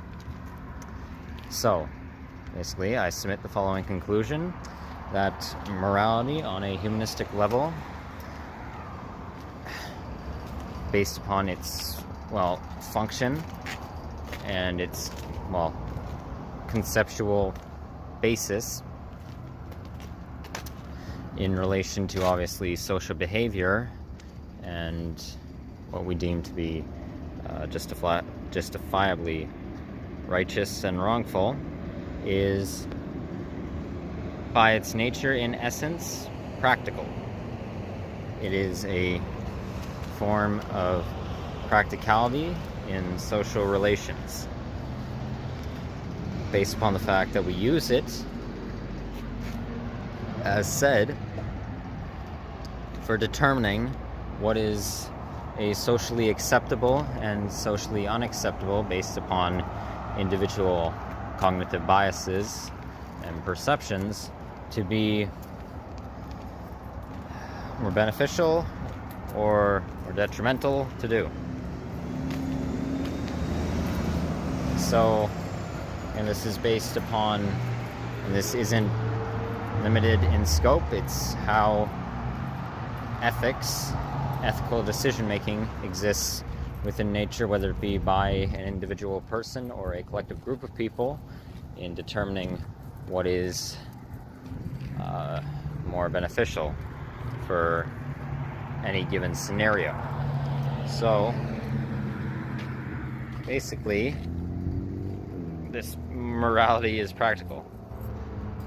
And that's inherent within its nature. It's not negotiable. It's not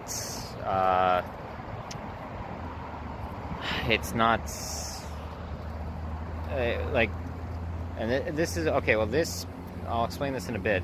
It may sound a little contradicting, unnecessarily, but I assure you that from my understanding of it, hopefully this perspective will shed light on it not being very unnecessarily contradicting.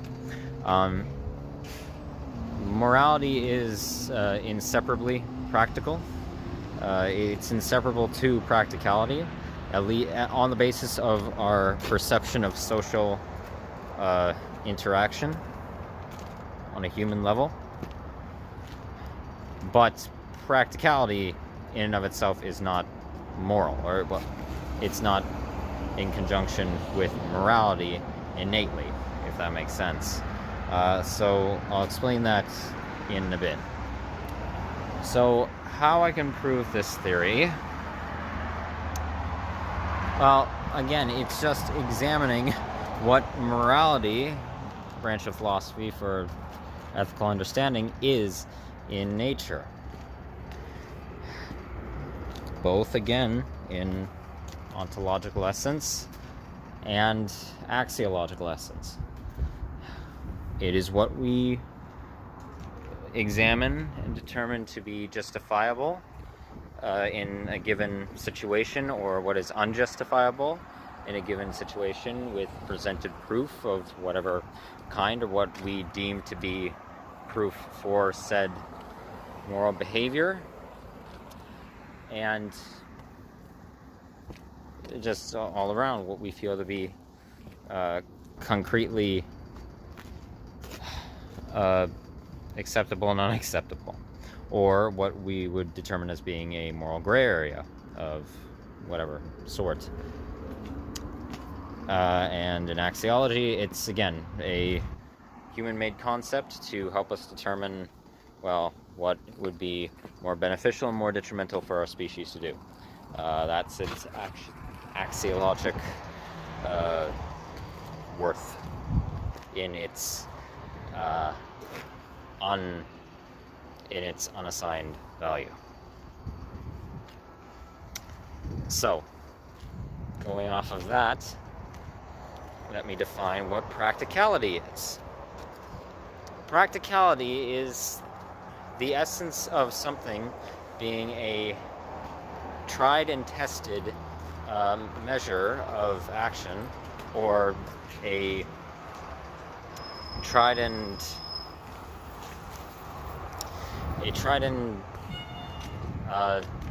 tangibly examined method of whatever kind that has been, well, based on, again, perception, with that of obvious scientific backing, or what we give to provide, well, backing to what scientific proof we give to provide backing to our claims is something being practical.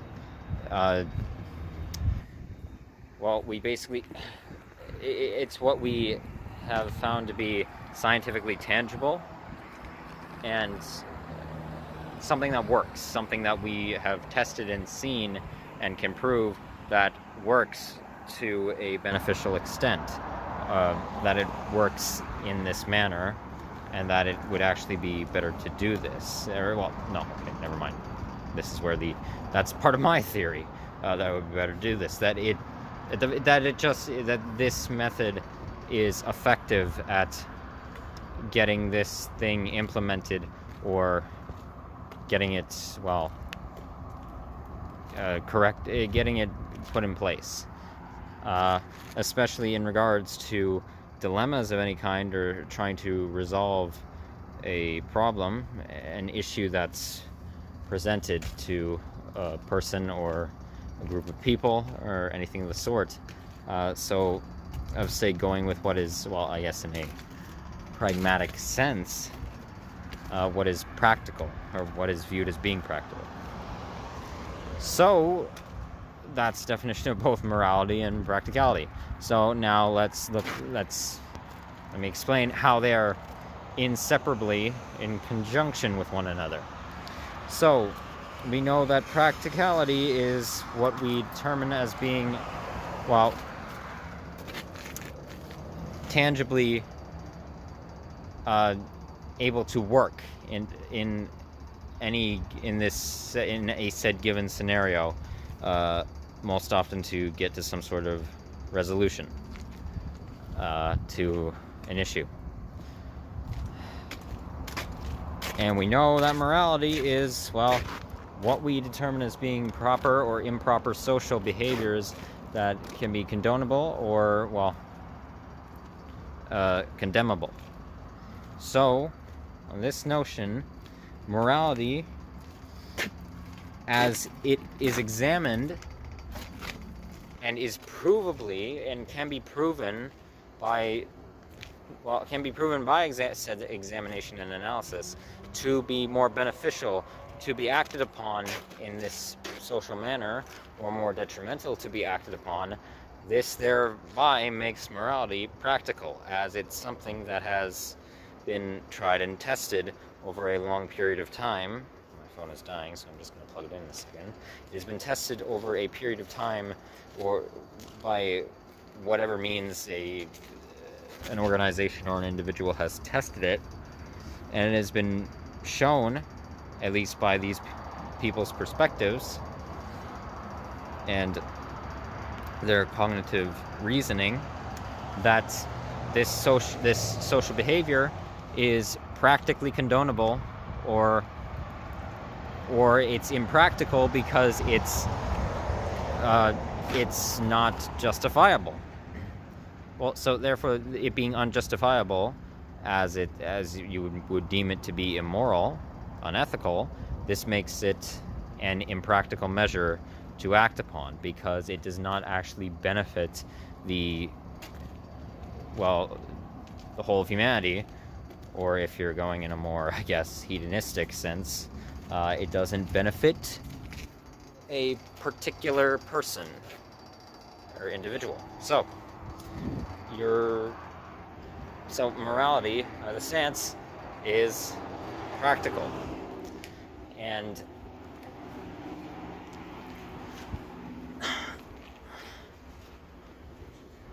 before anyone cries, oh, but Cam, it's a human-made construct. It's a human-made construct. Don't forget, it's a human-made construct, even though I literally just said it's morality's axiological value. Oh, come on. Friggin' backpack. This time I'm not going to cut it as I'm setting up my ability to charge this. My portable charger. So, before anyone starts crying that, firstly, by that logic that you're using to, dismiss the moral value of something in terms of social relation when trying to enact a beneficial means of solving something, well, then you do know that, there we go. Yeah, practicality is a human-made construct as well. So, practicality is, it's a human conception too. So if you want me to examine the axiological value of our concept of practicality, well, it's pretty well the fucking same as morality. In its axiologic value, unassigned value by humanity, widely across the board, practicality is a conceptualized construct that we have created to help better determine what is tangibly provable to work and be effective in a given scenario. That's its assigned. That's its unassigned value. It's a construct that we've made to help our species determine something. That's its axiologic value. So, the idea that what I'm saying is, morality and practicality are not separable. They aren't at all, in the slightest. They go hand in hand.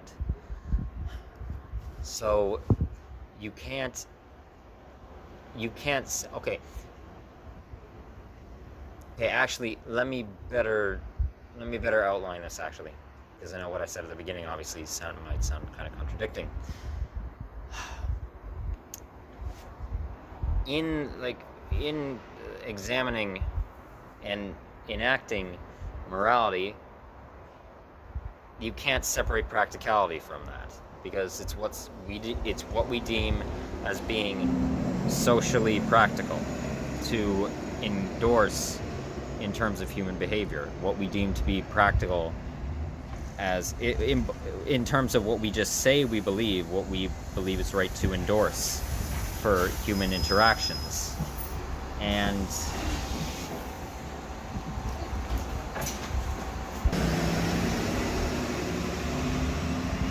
in terms of actually acting upon said moral beliefs, if we do, in whatever scenario, then, well, again, that's enacting and behaving in a way that we deem to be morally acceptable for that given scenario.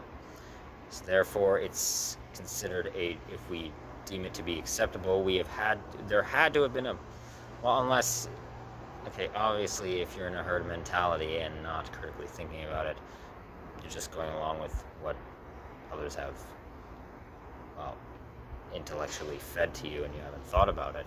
Well, but even in that sense, it's still something that we are in essence acting upon, deeming to be in essence from our, physical engagements as being acceptable to do. So, and if you have intellectually thought about it, then it is, you had to have had an examination process of, okay, this is what is correct to do as far as I'm concerned, and this is what is incorrect to do on a tangible, examinable level. You've seen how it works in practice, and to some degree, you must have, as far as I can see, in terms of actually critically thinking about it, you must have examined how it works for people in practice and actually how it is enacted. So again, practical. It's what you've seen as there's tangible evidence for this to work as a means of encourageable social behavior. So when putting it in the way I'm wording it right here, you can't separate the concept of morality from the concept of practicality. Now, let me explain working the other way around in terms of the fact that though practicality isn't inherently in conjunction, practicality, if you're putting it first in terms of the lens of examination, isn't moral in essence. It isn't. It doesn't have a basis in morality, is what I'm saying. What I'm saying is morality has a basis in practicality, but practicality in essence doesn't have a basis in morality. So basically, what I'm saying there is, in this reverse way, practicality just in and of itself is just an examination of how something works. It doesn't have to be like, let's say if what's an example I could use? Okay, let's say you have a petri dish of bacterium and you're examining it in a laboratory.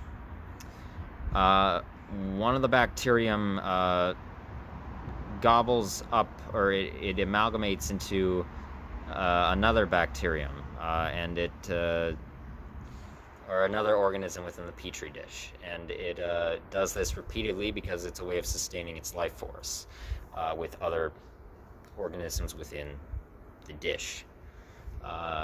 So that's, and it doesn't have it's not capable of critical thought, the bacterium. It may be a living thing, but as far as we've determined by this point, it doesn't have any sort of ability to critically examine, morality on a basis that if this is right for me to be eating these other organisms. But we're examining this, and basically that's it in a practical sense. That's what it does to basically sustain its life.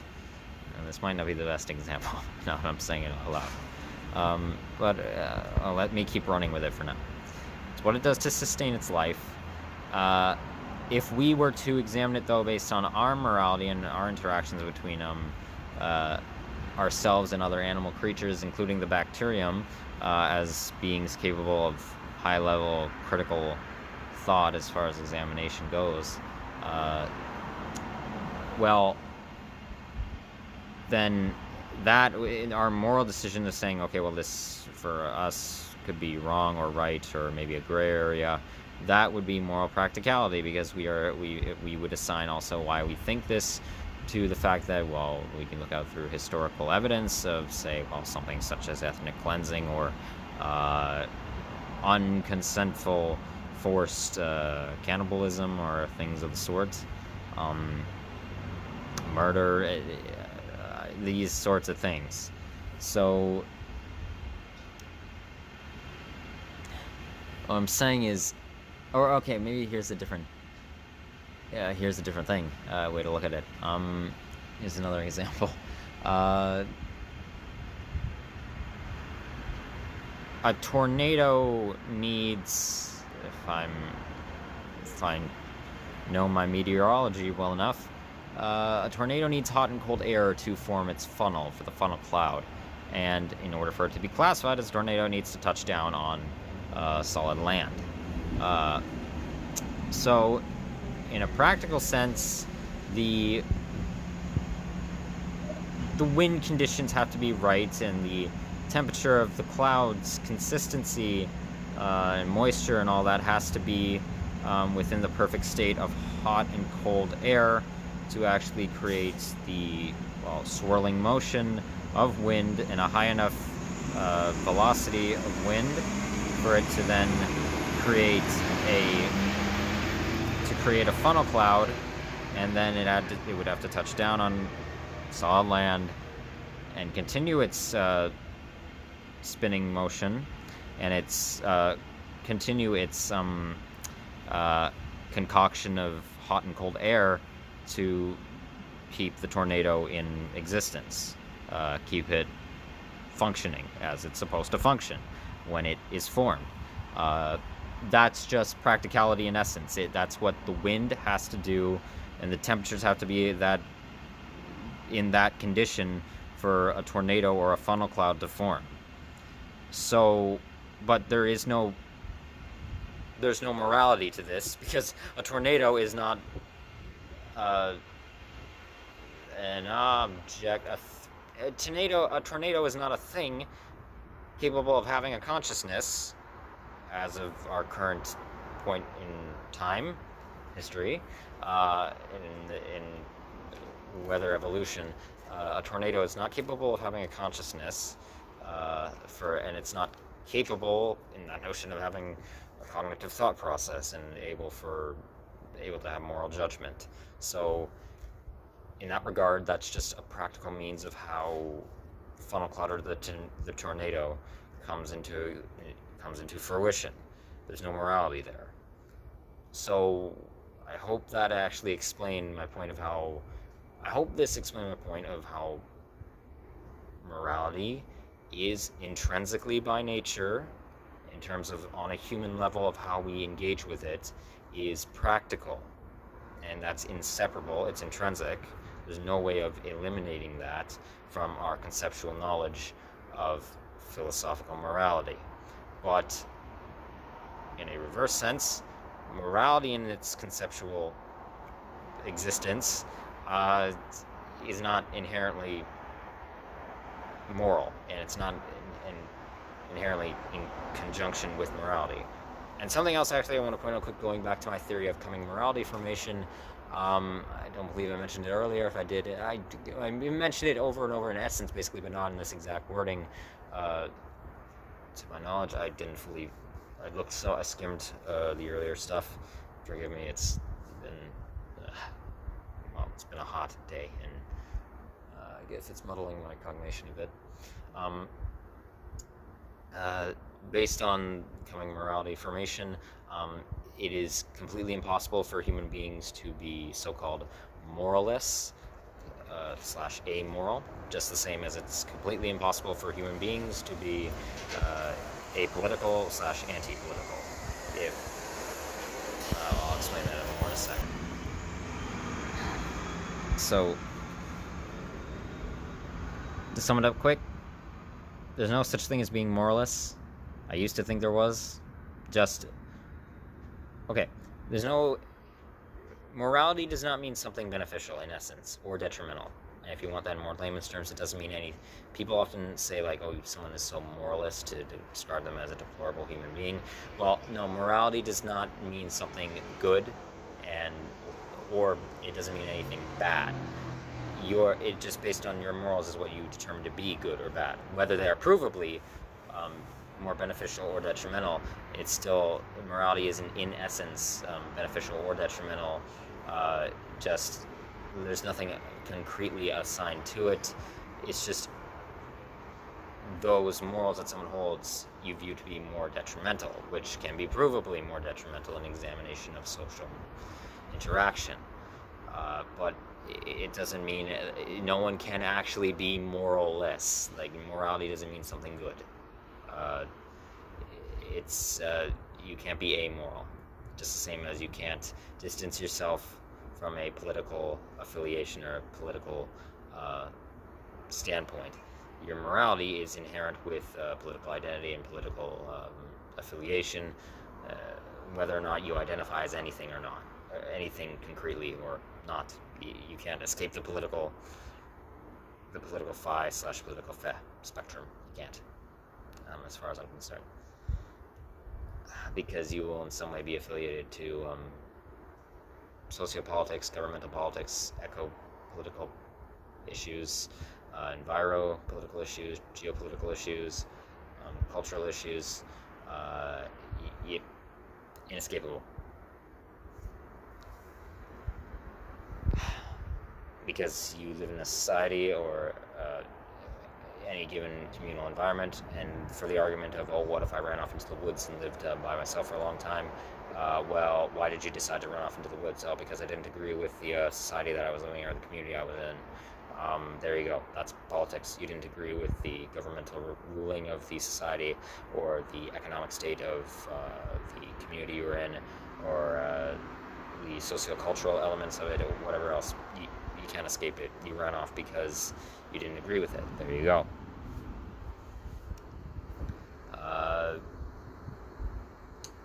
Okay. Now on to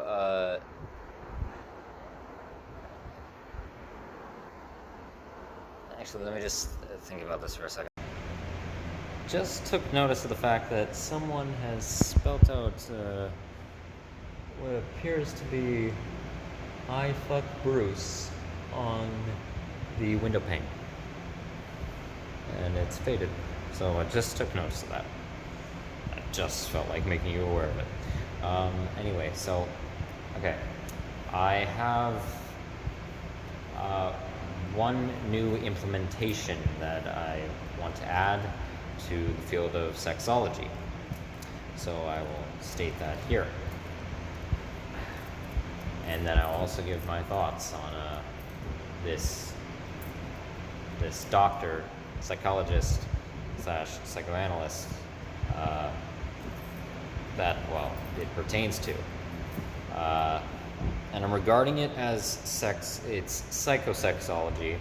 So, and I'm regarding it in the field of sexology because it relates to sexual development and sexual behavior.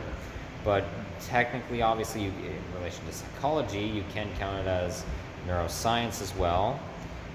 So I was kind of debating whether to put this as an implementation for neuroscience or sexology, but it is related to, obviously, sexual behavior and sexual interaction between human beings. So it's sexology as far as I'm concerned. And I'm probably going to get a lot of flack from people in the psychosexological community. I don't care. As far as I'm concerned, this is true, as all the proof that's been given to me, and it needs to be understood. So, implementation for sexology, number 6, I believe I had, no, did I have 4 or 5? Number whatever. As far as I'm concerned, this is this is imperative and needs to be understood and examined and researched for the progression of this field of science, in my opinion. So, it needs to be recognized / regarded that Dr. Sigmund Freud's theories of penis envy and the Oedipus complex. Oh, wait, no, sorry, not, okay, let me reword that. It needs, okay, Dr. Sigmund Freud's theories of the Oedipus complex and penis envy need to be labeled as and recognized as discredited theories in psychosexology. They do. Okay. Here's my thoughts on Sigmund Freud himself as a doctor. In terms of, I'm just going to say right now, I am not a Freudian. I'm not a Freudian. I'm not classical Freudian nor neo-Freudian. None of the sort. In terms of Sigmund Freud's clinical treatment process, his methods of prognosis and diagnosis, I think he was a fantastic physician in that regard. I think his methods of treatment were incredibly well oriented, incredibly effective from what has been examined in many regards. He was the father of cognitive behavioral therapy in its creation. I don't know if he specifically called it cognitive behavioral therapy, or if later members of the psychological field dubbed it cognitive behavioral therapy. But the method of treatment he created and he formulated, it's incredibly highly effective in a multitude of regards. So that was incredibly well done, as well as talk therapy in terms of patient one-on-one examination, in terms of just gathering and questioning the patient in terms of what would you call it? More, I guess, in a more of a, I don't want to say a private sense, but more of a, I guess, a more intimate sense is what I'll call it. That all of that, his treatment, his diagnosis, his prognosis methods were spot on as far as I can tell, as far as I'm concerned, and I thank him for those contributions to psychology. However, when it comes to his hypotheses for how a majority of psychological illnesses formed, how they formed within patients, or just in terms of human psychobiology, how things were in human nature. My stance on his theories, just overall from the bulk of his work that I have read and examined, his theories were, how can I put this?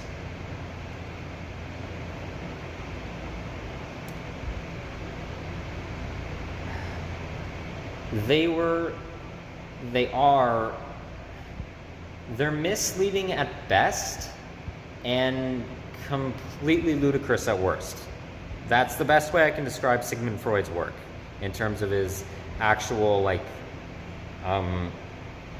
in terms of his theoretical analysis for how these psychological properties formed within people for the variety of things that he discussed in relation to trauma, psychological disorder, psychological nature, all of it misleading at best and downright ridiculous at worst. Seriously, as far as I'm concerned. Now, a lot of his work is still highly regarded in in the field of psychology, and in the field of neuroscience as a whole, and in the branch of the field of sexology, in psychosexology, especially in terms of his psychosexual work, in relation to how he, in many regards as well, for certain examiners or sexologists, that like his idea of male children developing into teenhood, this idea of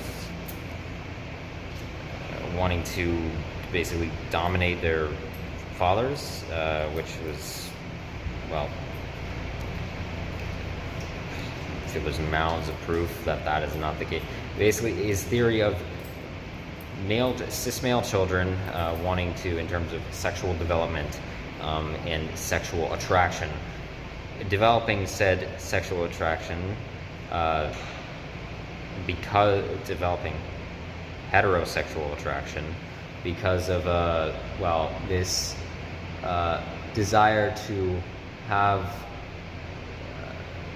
emotional control, power over their fathers, maybe if their father was more authoritarian or stern, because of cultural traditions of things assigned to masculinity or toxic masculinity. So this want to dominate the fathers, and for also male development of wanting to control their mothers or have sex with their mothers, basically in an incestuous type, some subconscious incestuous desire or fetish. And his theory for cis women, it's just as sexist. This idea of the theory of, so that one was for male children. He proposed the theory of the Oedipus complex, he called it. That was that one. Then there's the theory of penis envy. Basically, the feeling for female sexual development comes from this either conscious and or subconscious, urge to basically have male dominant power of a patriarchal society, of what is still patriarchal, wanting to have this dominant position in a social setting, and this taking on a sexual desire to basically have this more masculine sternness or assertiveness to one's sexuality, to a female sexuality. This is not good theories as far as I'm concerned. Now, let me be fair here.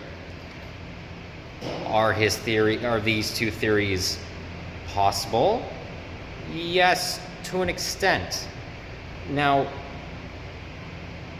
what I agree with Sigmund Freud on is, basically, I technically agree with him on all the things I just said in terms of individual sexual development for cis male and cis female genders. Individual. The problem with these theories, though, and this is where I think a lot of modern sexologists, psychosexologists, and psychologists get confused in terms of those who follow Freudian orthodoxy. Freud paints this, or in his belief was that, in his findings, that this was innate to human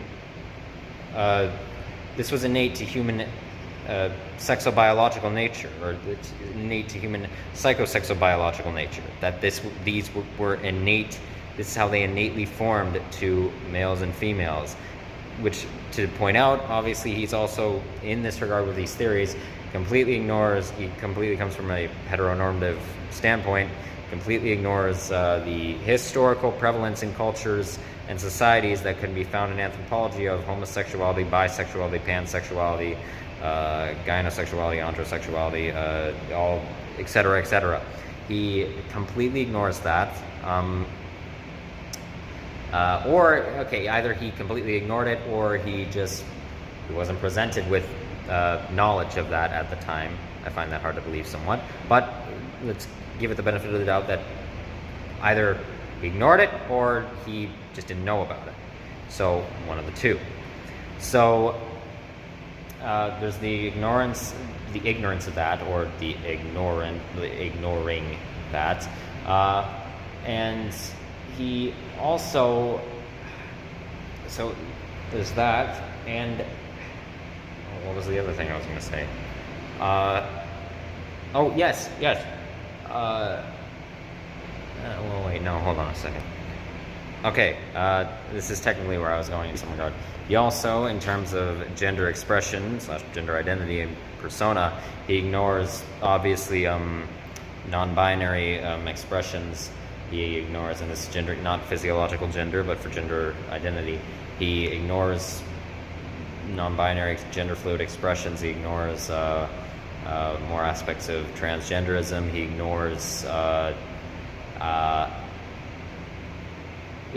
what Dr. Carl Gustav Jung would call, or what he called, the animus and the anima, which, side note, in a video that I made before talking about my regrets, I was wrong about I called it the animus, or some sort. I confuse the animus with how one perceives their own self-image that Carl Jung highlighted in personality examination. So I was wrong about that. Carl Jung called the animus and the anima cognitive traits of femininity and masculinity that are present within the opposite cisgenders that one may hold, or that one may express. So even Dr. Carl Jung, who was a protege of an apprentice of Sigmund Freud, even Carl Jung disagrees with Carl Jung heavily disagreed with his psychosexual theories. I'm just going to say that right now. So basically, he ignored. Freud, basically, in his development here, ignores the entirety of evidence throughout history of the LGBTQ+, and so, and the main point here as well is that these theories are presented that Freud believed. He believed that they were innate to human sexual nature.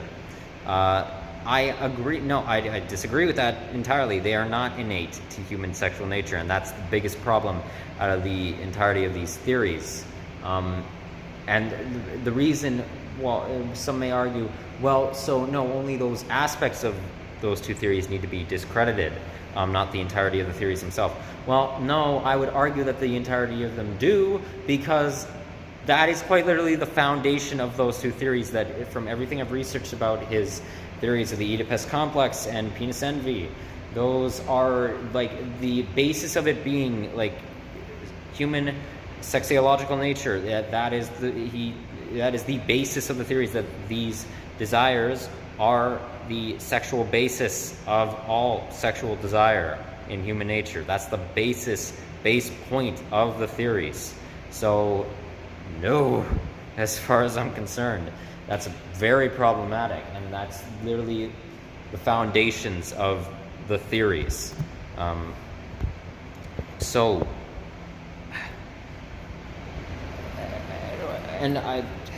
To further highlight this, we know this.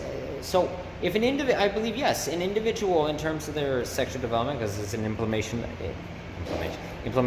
I feel needs to be recognized as well, that trauma of any kind, psychological trauma, can induce sexuality formation, no matter the sexuality, any kind, heterosexuality, homosexuality / lesbianism, bisexuality, etc., etc., etc. It can induce any of it. beneficial or problematic sexualities and sexual attractions, or sexual fetishes of any sort, whether they are beneficial to act upon or detrimental, whether they're beneficial to an act or detrimental to an act, psychological trauma can induce any of them, as far as I'm concerned. So, in this regard, yes, I do believe that a man can develop their sexual attraction from psychological trauma, from conscious and or subconscious integration of, conscious and or subconscious integration of trauma. If I want to have dominant control over, say, an authoritative father figure, or even an authoritative mother figure, just an authoritative parent figure, or maybe even a more sociopathic parent figure, or egotistical parent figure, anything of the sort. Yes, that can absolutely happen in an individual case, not by psychosexobiology, absolutely not. And in terms of a woman, yes, absolutely, because of sexual trauma, can develop this, or just trauma in general, can develop in terms of, I'll get into this in a sec. In this regard, actually, this is completely what it is. Traumatization of envying the male gender and traits associated to it, sociologically and socioculturally, and basically having this envious desire to, in all essence, in terms of a sexual function, have a dick, in terms of what he literally calls, quite literally, penis envy. So, in that regard, that would be, as psychology goes, as far as I'm concerned, that's not, it's not sexual nature, as it's disprovable. That would be called internalized sexism, more specifically internalized misogyny. So, or in the modern context, you can also count it as internalized insulism, insulistic behavior or thought process. So, no, that's not at all human nature. We can prove this by, examining what has been associated to sexual developments in terms of what has become familiarized. What people, in my opinion, there's only two ways that sexual attraction can develop, is that with familiarization of something within one's childhood towards something that was perceived as either sexual or that was just a constant present theme of something that was pleasurable amongst their childhood presence, or because of interpersonal and societal trauma associated to these detrimental factors that have been instilled in a person that can develop into these sexual habits in relation with psychological disorders. But as far as I'm concerned, sexual attraction and psychological disorders are not one and the same. As with my first implementation, sexuality can be caused by psychological disorders, and the development of sexuality can also cause psychological disorders, but they are not one and the same, no matter the sexual attraction or fetish. But, so basically, I'm tired right now, I can't think of the example. But there's evidence that proves that, especially in relation to a person I've cited in many of my theories, Karen Horney, the German psychoanalyst and socioanalyst.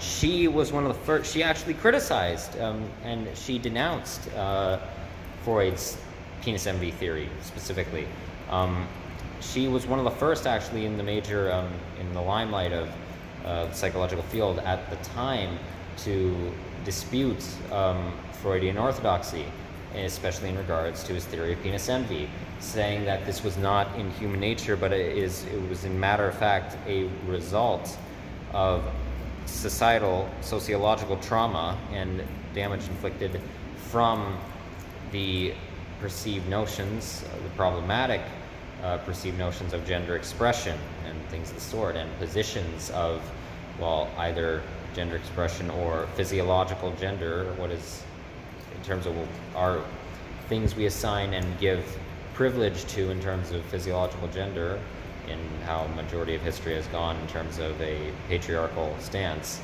but as well as it can also happen in a matriarchal stance too. But basically, what has been traumatically brought upon these the physiological gender and gender expression. She was the one who basically outlined, penis envy is a load of malarkey, and it's not innate to female psychobiology. It's in psychosexual development. No, its causality is, well, trauma, in terms of envying this want to be male in terms of expression. And as far as I'm concerned, the same can be said about Oedipus complex. It's a load of crap, and it's very much sexist. They're both very, very sexist theories. And I don't believe Sigmund Freud, obviously. I don't think, from everything I've looked up about Sigmund Freud as a person, I don't think he was obviously intentionally trying to create misogynistic theories. I don't think it was his intention for this to be problematic. Obviously it is, regardless of his intention, but I don't think obviously he was doing this out of a... He did try to psychoanalyze he did try to actually engage in psychosexo analysis and determine where these sexual attractions that he was aware of came from. So, yeah, I don't think it was out of any sort of malicious intent to propose these to the scientific field and to perpetuate them in any sense, from everything I've seen. So, but either way, the psychological field, those who are, especially in regards of psychoanalysis, who still, and sexologists who regard Freud's two theories here, specifically these two. I could talk about other, well, issues with other theories that he had. Can't remember the names of all of them right now, but just basic things he outlined in his analysis of, especially in terms of the ones that maybe have more weight to them, are more valid, but are iffy at points, especially in his relation to generational trauma, which is true. Generational trauma is absolutely concretely a thing, and he was one of the major outliners of it. But how he believed that it actually functioned overall in terms of its spreading generationally, like psychological trauma, iffy is what I'll say, in his outlining of it. So, as far as I'm concerned, Freud's theories of Oedipus complex and penis envy, they need to be discredited as not sexological nature. They need to be discredited. Just the same as the, well, actually in some regard, I guess you could count it as somewhat similar. Just the same as the pre-psychology field of phrenology has thankfully been discredited. I don't know when, but it was, I think, maybe the might have been actually the 1960s, maybe the early 1970s. Phrenology was completely discredited in the field of what it turned into, the field of psychology overall.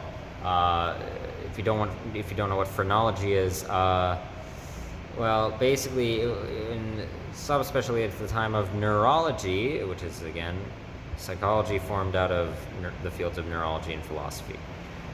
We know that in a multitude of regards. So phrenology was basically, in terms of personality psychology and behavior, examining the skull size of an individual to potentially determine what their personality traits, characteristics, and behavioral tendencies may be. Yeah, that definitely does not sound like pre-Naziist science and eugenics. Definitely not. I'm glad that, yes, it's a discredited science, thank God. Yeah, so, and just to elaborate a bit, I'm not a Freudian. I don't agree with Freud's theories in a multitude of regards. I consider myself at least just examining like my theories I've made now and my diagrams I made, how I've outlined them, neo-Jungian in many senses. Obviously, I also align in many regards in that regards. I'm very fond of Carl Jung's work. His work is far more, as far as I'm concerned, there's far more actual like validity to it in terms of its concreteness in his theoretical proposals for psychology than Freud's does. So I'm very much, I consider myself neo-Jungian in terms of what I examine, in terms of my diagrams, how I've outlined them. Just neo-Jungianism. Is it Jungism or is it Jungianism? Neo-Jungian nonetheless. Far more aligned with Carl Jung's theories, vastly more. So, yeah, that's it for now. I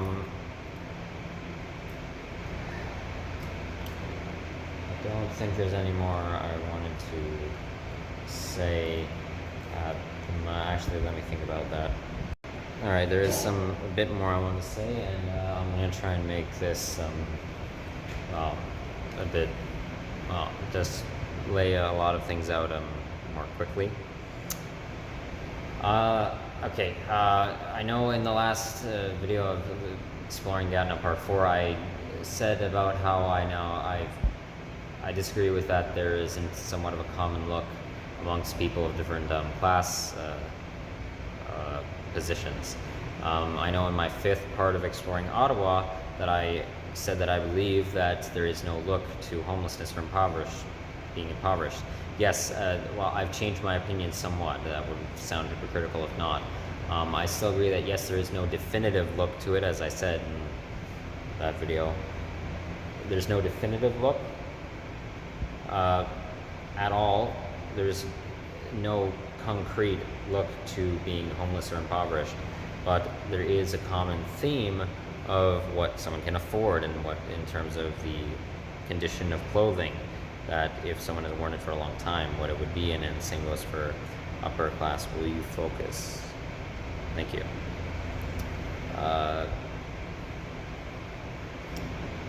What they're in terms of affordability. So there's a common look, there's not a definitive look. Oh, and in terms of that, what I thought in the 4th part of Exploring Gatineau as well, the cafe I ate at, what I thought Mocha Loca, thought might have been a small business, one of the few small businesses in downtown Gatineau. Looked it up, it's unfortunately not. I was wrong about that. It's a moderate corporation. Their seem to be indigenous to and only local to the city of Gatineau, but they have at least fucking 10 or 11 branches across the city, from I believe all the way out in Templeton, and then even one at the very least close to the Aylmer district. I believe that's how you pronounce it, in the westernmost half of the city. So that sucks.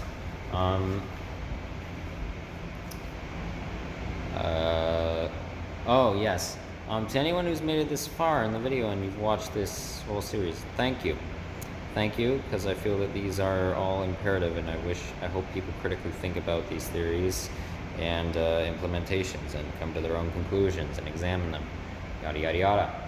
I just want to state, in my own personal life, and even from some comments I've gotten here on YouTube, people have said that they can't sit through my videos because they're hours long, or that they don't really have time to. And some have even suggested that I make my videos more compact and short and digestible, I guess, and also just more that I guess pseudo script them and present them in a more composed way. No, I'm sorry to tell you, no. I've already shared my thoughts in Exploring Ottawa Part 2 about how I don't script my videos, because even when I made skits, comedy sketches, didn't script a single thing, and I improvised all of them. I don't think any of them turned out exactly to my liking. I don't think any of them are fantastic by any means. Don't like most of them. But anyway,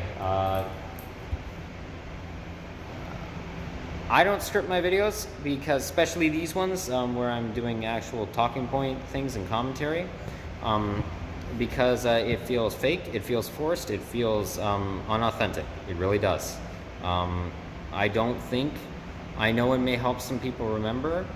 As far as I'm concerned right now, it's not great to write a script. It really isn't. There's this idea of so-called professionalism. Professionalism is completely subjective. It feels, it would be quite literally in some scripted. It feels very false, very fake, not your actual true self. As well as in terms of compacting my videos, no, that's impossible. Even if I made a script, they would still go on for hours, because you cannot actually discuss these important topics to a greatly beneficial extent in less than, I would even say, maybe 20, at the very least 25 to 30 minutes, or maybe to 40 minutes. You can't. You friggin' can't. To as in-depth as they could possibly be. And even when in terms of trying to change my personality aspects of being less sporadic with how I present my thought process, I feel I've achieved that to a great extent. But even then, I've proven the fact that I can't make these shorter. That's not why I wanted to change my personality aspects. But also, just going away from that, for those who say that they don't have time to,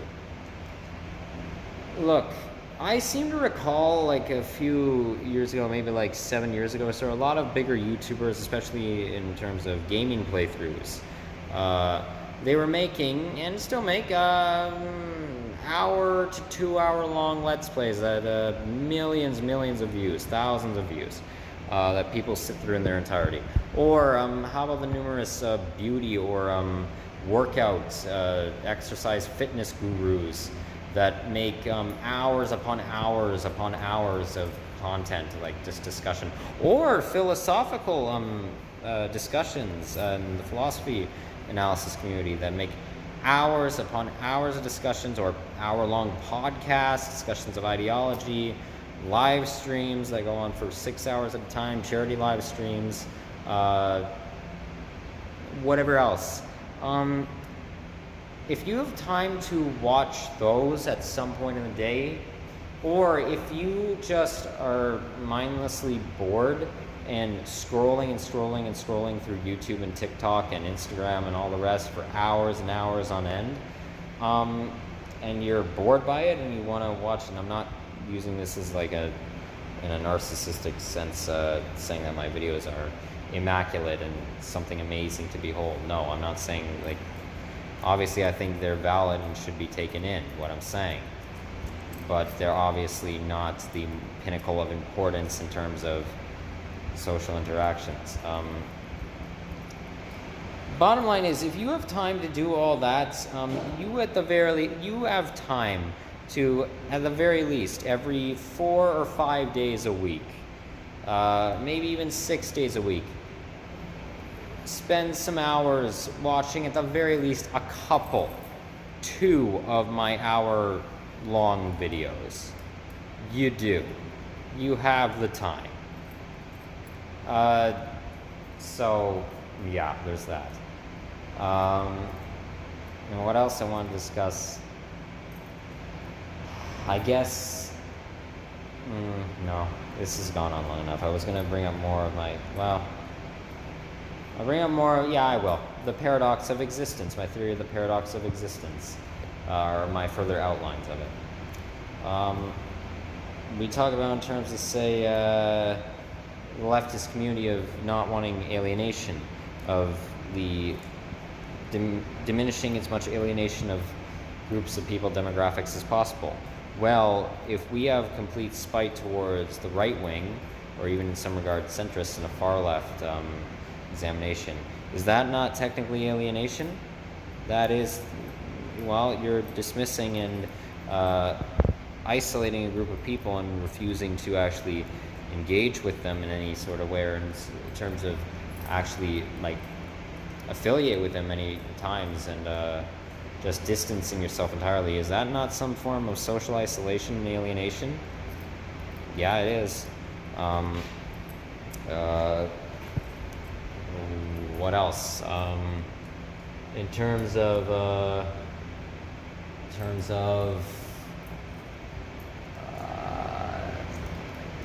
let me think for a minute. Okay, I'm not even going to go further into it. I'm sorry, I can't think of it right now. Well, I can think of it, but I can't really put it properly into words. The rest of whatever examples I want to bring up for the paradox of existence. Maybe at some point in the future, yeah, maybe I'll do another scientific group. Maybe this won't be the last one. Maybe there'll be one more at some point in the future where I specifically tailor it just to talking about my theory of the paradox of existence.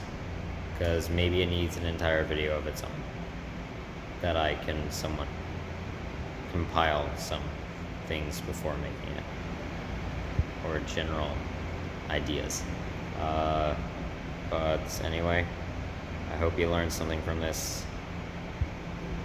Have a fine rest of your day. Alright, this is going to be at the end of the video, but before the sun sets, I just want to get a shot of that sunset. I know it's over. I know it's shining down on a bunch of highly corrupt, well, facilities, but no, it's still pretty. Very pretty. Just wanted to get a shot of that.